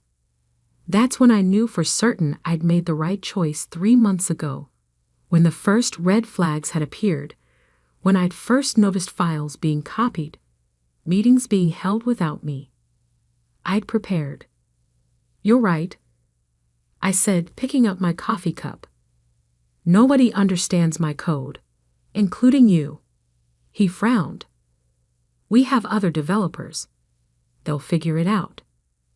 Will they? I smiled, dropping my key card on the desk. Good luck with the launch next week. I'm sure it'll be interesting. His face darkened. What's that supposed to mean? Nothing at all. Just wondering if you've ever actually read any of my code. If you understand what the term master architecture means. He stepped closer, trying to intimidate. Are you threatening me? Not at all. Like you said, I'm just a coder. What damage could I possibly do? I walked out of the office for the last time, past the logo I'd designed, past the whiteboards filled with my handwriting, past 3 years of dreams and dedication. Behind me, I heard David barking orders. Change all the passwords. Lock her out of everything. And somebody get me a complete system backup. I smiled. They wouldn't find what they were looking for. Not in time. In my car, I pulled out my phone and sent one encrypted message. It's time. The response came immediately. Systems ready. Awaiting your command. For 3 months, I'd been preparing for this moment. Ever since I discovered David's plans, I'd been building something in secret. A parallel system, hidden within SecureNet's architecture. To the casual observer, even to skilled developers, it looked like standard security protocols. But it was so much more. I drove home to my apartment, but not to the main living space. Instead, I went to the secret office I'd built in what was supposedly a storage unit next door. 3 monitors sprang to life, showing me everything happening on SecureNet servers. They were already trying to lock me out, changing passwords, revoking access. Watching their frantic activity was like watching ants scurrying before a storm. They had no idea what was coming. My phone buzzed, a message from Anna, one of the junior developers I'd mentored. Sophia, what's happening? David's going crazy, demanding we audit all your code before the launch. Good luck with that, I typed back. How many lines of code are there now? Over 2 million. It would take weeks to review it all thoroughly. And the launch is in 6 days. She sent back a worried emoji. Are we in trouble? Not you, I'd assured her. Make sure you document everything David asks you to do. Trust me. I turned back to my monitors, watching as David brought in an outside security team. They were good. I could see them methodically working through the system architecture, looking for backdoors or time bombs. They wouldn't find any, because what I'd built wasn't about destruction. It was about creation. The real SecureNet, the one I'd been building in secret, wasn't just a security system. It was a self-evolving AI that learned from every attack, every threat, every attempt to breach it. The version David had, a sophisticated shell, functional enough to demo, but missing the core intelligence that made it revolutionary. He thought he was stealing my company. In reality, he'd stolen an empty vessel. That evening, my private phone, the one David didn't know about, rang. It was Jerome Washington, CEO of Global Guard, the largest cybersecurity firm in the country. "Is it true?" he asked without preamble. "Did they really push you out?" News travels fast. In this industry, like lightning, especially when someone's about to make a catastrophic mistake. He paused. "That system of yours, the real one, is it ready?" I smiled in the darkness of my secret office. "Why do you ask?" "Because I've seen the demos. The real ones, not the sanitized version your partner's been shopping around. And I know that what you built is worth 10 times whatever they're planning to launch." Interesting timing. "Sophia," his voice turned serious, "they're going to fail. Spectacularly. And when they do, there's going to be a very small window of opportunity. The question is, are you ready to walk through it?" I looked at my screens, at the real SecureNet, humming quietly in its secret servers, learning, growing, evolving beyond anything David could imagine. "I've been ready for 3 months. Good, because when this all falls apart, I want to be your first call." I hung up and leaned back in my chair, watching David's team continue their frantic preparation for the launch. They were working through the night, trying to understand a system that was designed to be misunderstood. My phone buzzed again. Another message from Anna. "David's telling everyone you had a mental breakdown, that you were paranoid about the company being stolen from you. He's making you sound crazy." I thought about the real code, safely hidden away, about the AI that was even now growing stronger, learning from every probe and test they ran on its empty shell. "Let him talk," I replied. "Actions speak louder than words. And next week is going to be very, very loud." I closed my laptop and walked to my window. Nervous. Something feels wrong with the system, but nobody can figure out what. It's like trying to catch smoke. Everything looks right, but nothing quite works the way it should. Of course it didn't. They were working with a shadow of the real system, a sophisticated replica that would function perfectly in demos, but fall apart under real-world conditions. And those conditions were about to hit hard. At noon, my private phone rang. Jerome Washington from Global Guard again. "We're in position," he said without preamble. "My team has reviewed your private documentation. The real system, it's beyond anything we imagined." "That was the point," I replied, watching David on my screen as he rehearsed his presentation one last time. Nobody imagined it because they were too busy looking for conventional solutions. How long before they realize? I checked the time. About 3 hours. The launch starts at 2 p.m. By 2:30, their system will face its first real test. And then we'll see who really built SecureNet. At 1 p.m., I received another message from Anna. "David's getting aggressive. He keeps demanding we run more security checks, but nothing's showing up as wrong. He knows something's off, but can't prove it." I smiled, remembering all the nights I'd spent crafting this moment. The real SecureNet wasn't just hiding. It was actively masking its absence, using AI to present a perfect facade until the moment of truth. At 1:45, I changed into a sharp black suit and headed to the Metropolitan Tech Center. Not to the main hall where the launch was happening, but to a private room I'd reserved on the floor above. From there, I could watch everything unfold on multiple screens while maintaining complete deniability. The launch began precisely at 2 p.m. David took the stage to thunderous applause, every inch the successful tech CEO in his expensive suit and practiced smile. "Ladies and gentlemen," he began, "today we revolutionize cybersecurity forever. SecureNet isn't just another protection system, it's the future of digital defense."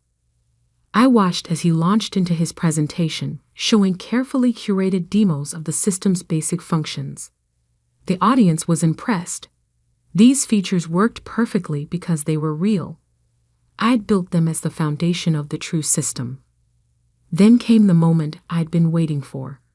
"And now," David announced proudly, "we'll demonstrate SecureNet's revolutionary adaptive response capabilities with a live test. We've invited some of the world's top white hat hackers to attempt to breach a test server protected by our system." My phone buzzed. "Jerome? Ready?" "Watch," I texted back. The first few minutes of the test went smoothly. The basic security protocols handled simple attack attempts exactly as designed. David was beaming, his confidence growing with each successful defense. Then, at exactly 2:27 p.m., everything changed. The test hackers, following the script I'd secretly provided to Jerome, launched a sophisticated multi-vector attack. The kind of attack the real SecureNet would have adapted to instantly. The kind that would expose the hollow shell they were actually running. At first, the system appeared to respond correctly. Then, like a house of cards in a gentle breeze, it began to collapse. Warning messages flooded the main display. Security protocols failed in cascading sequences. The beautiful interface David had been so proud of flickered and died. "Minor technical difficulty," he'd announced, his voice tight. "We'll have this resolved in a moment." But it wasn't minor, and it wouldn't be resolved. Because what was happening wasn't a system failure. It was the system performing exactly as I designed it to perform when someone tried to run it without the true core architecture. Anna's message popped up. "Sophia, everything's crashing. Not just the demo system, everything. David's going crazy." I watched through my monitors as David's polished facade cracked. He was barking orders into his phone, demanding the development team fix something they didn't understand. Then came the whispers. I could see them spreading through the audience as tech-savvy observers realized what they were witnessing. This wasn't just a failed demo. This was a fundamental architectural collapse. At 2:45, David's phone rang. I knew who it would be, the first of their major clients demanding answers. Because the system failure hadn't just affected the demo. Every test instance they distributed to potential clients was showing the same behavior. "Where's Sophia?"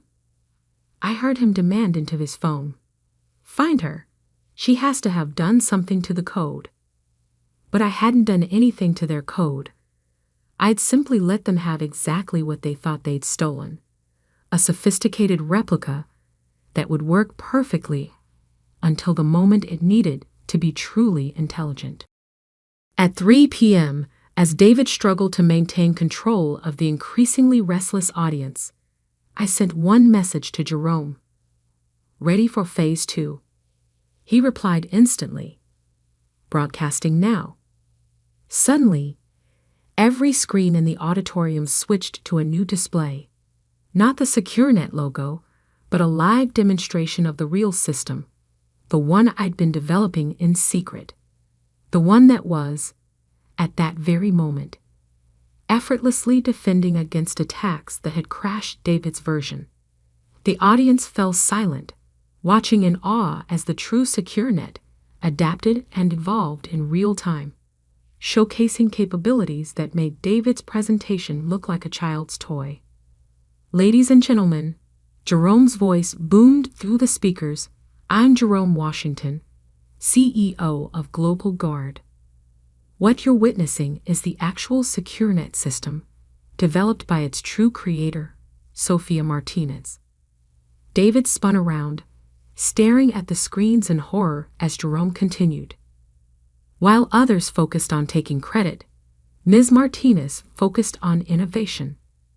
The result is what you see before you, not just a security system, but a true AI-driven adaptive defense platform.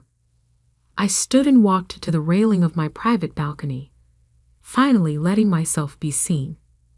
The audience followed Jerome's gaze upward, and for the first time since this began, I locked eyes with David. He looked small suddenly, standing in the ruins of his stolen success. "The system you tried to launch today," I called down, my voice carrying clearly through the hushed room, "was never more than a shadow. A convincing replica, yes, but ultimately empty, because the real SecureNet was never about the code you thought you'd stolen. It was about the architecture only I fully understood. You sabotaged us," he sputtered. "No, David. I let you sabotage yourself. Everything that happened today was the natural result of trying to launch a system you didn't understand and couldn't control." Jerome took the stage, smoothly taking control of the presentation. "Global Guard is proud to announce our exclusive partnership with Ms. Martinez and the true SecureNet technology. We invite all interested parties to join us in the main conference room for a demonstration of what real innovation looks like." As the audience filed out, following Jerome's team, I watched David standing alone on stage, surrounded by screens showing the failure of his attempted theft. My phone buzzed one final time. "Anna, the team just got the announcement. Global Guard is offering us all positions with the real SecureNet division. Is this really happening?" "It's happening," I replied. "Hope you're ready to build something revolutionary, this time without hiding." I turned to leave, but David's voice stopped me. "You planned this," he called out. "All of it. You let me think I'd won." I looked back at him, feeling nothing but a distant pity. "You wanted to steal a company, David. I wanted to build something that mattered. We both got exactly what we deserved." As I walked out, I could hear the excitement from the conference room where Jerome was showing what the real SecureNet could do. The system I'd spent 3 years building was finally being seen for what it truly was. Not just a security platform, but a new paradigm in digital defense. And David? He was about to learn that in the tech world, true innovation can't be stolen. It can only be built, one line of code at a time. 6 months after what tech blogs now called the SecureNet revelation, I stood in Global Guard's new innovation center, watching real-time displays of our system protecting networks across the globe. The numbers were staggering. Over 5,000 clients, including 80% of the Fortune 500, with a security success rate that made traditional systems look prehistoric. Another attack prevented, Maya, my new chief of operations, announced. The system adapted to the threat pattern before it even fully formed. The NSA wants to know how we knew it was coming. We didn't. I smiled, watching the AI's neural pathways reorganize on my screen. The system did. That's the beauty of true adaptive architecture. I picked up the latest copy of Tech Innovator magazine. The cover story read, SecureNet, the AI security revolution that changed everything. Inside was a smaller article. Former tech CEO David Parker faces federal investigation over intellectual property theft. Speaking of David, Maya continued, his lawyers reached out again. They're floating another settlement offer. I set down the magazine. Same answer as always. I'm not interested in settlements. I'm interested in truth. The truth had come out spectacularly in the weeks following the failed launch. David's carefully crafted image had crumbled as investors and board members turned on him, revealing a pattern of deception that went far beyond just pushing me out. He'd been cooking the books, making promises he couldn't keep, all while trying to steal something he didn't understand. But that wasn't my concern anymore. My focus was on building something bigger than revenge. The Innovation Academy applications are ready for review, Maya said, pulling up a new screen. Over 2,000 candidates for the first class. The Academy had been my idea, a program to identify and support overlooked tech innovators, particularly those who'd been pushed aside or underestimated. We committed $100 million to fund their projects and provide mentorship. Start with this one. I pointed to a familiar name, Anna Thompson. My former colleague had stayed at the old SecureNet through the collapse, documenting everything.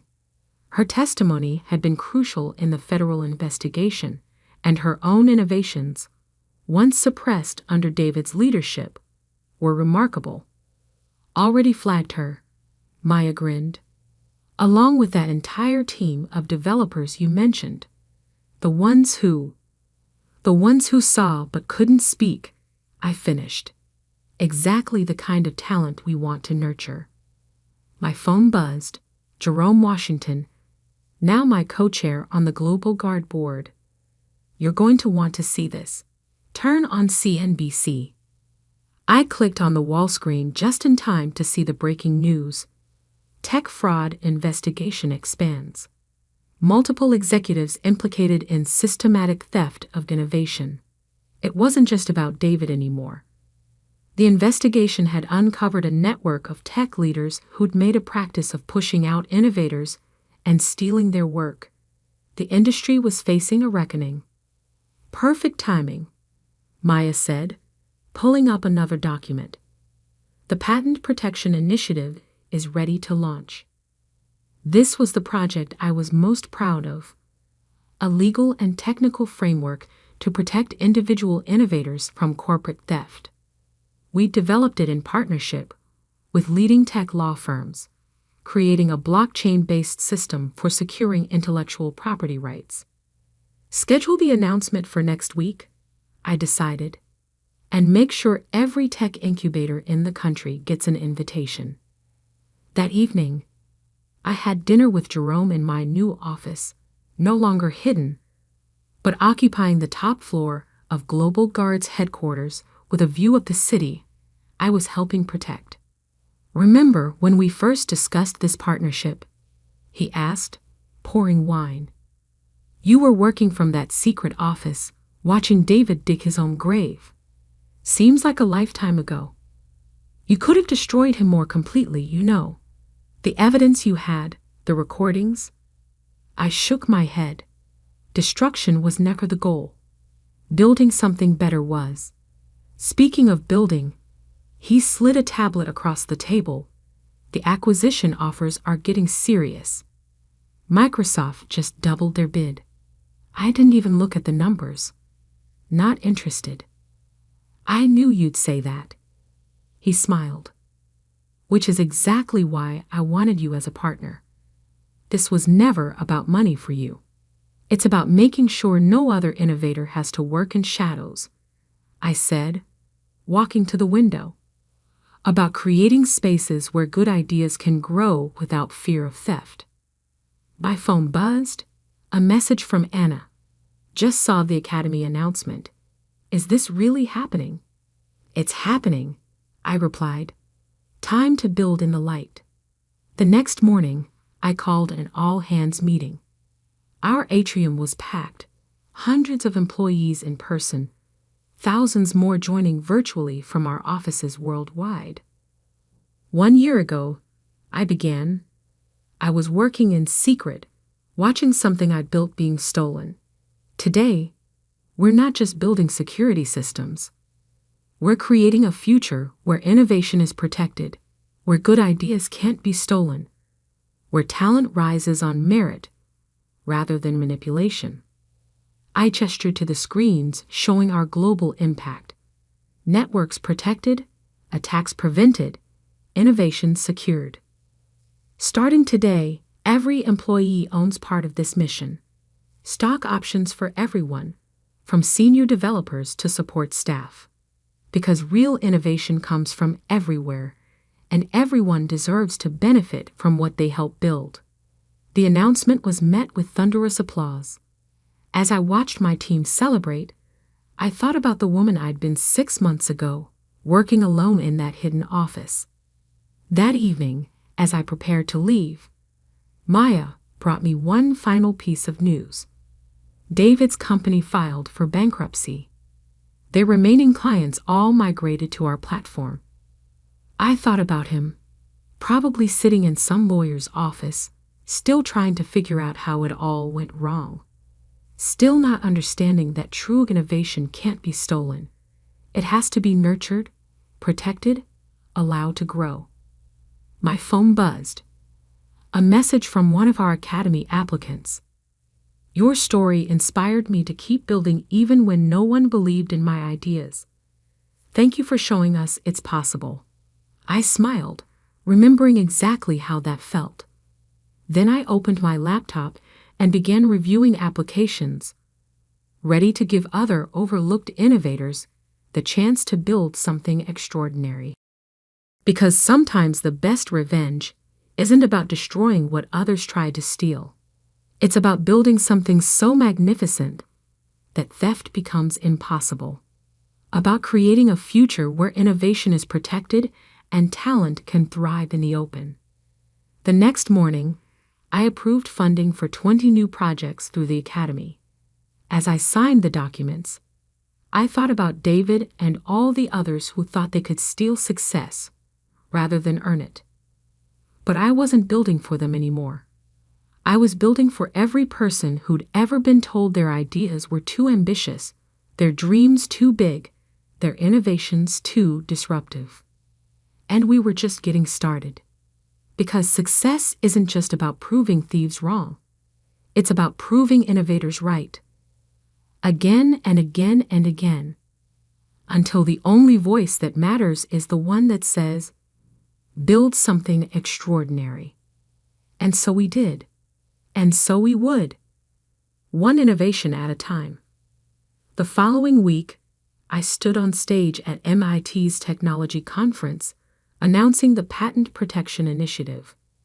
Looking out at the sea of young faces, I saw the future, not just of technology, but of protected innovation. Build, I told them. Build without fear. Build without hiding. Build knowing that your ideas are yours to develop, your innovations yours to grow. In the front row, I spotted Anna with her team, already working on projects that would have been impossible under David's leadership. Behind her sat developers from 20 different companies, all ready to be part of something bigger than individual success. After the announcement, a young programmer approached me, clutching a laptop. Ms. Martinez, I have an idea. Everyone says it's impossible, but tell me, I said, leading her to a quiet corner. Because that's what real innovation looks like. Not stolen success, but earned triumph. Not hidden genius, but protected brilliance. One idea at a time, until the light of innovation shines so bright that shadows have nowhere to hide. And that's a revenge sweeter than any destruction could ever be.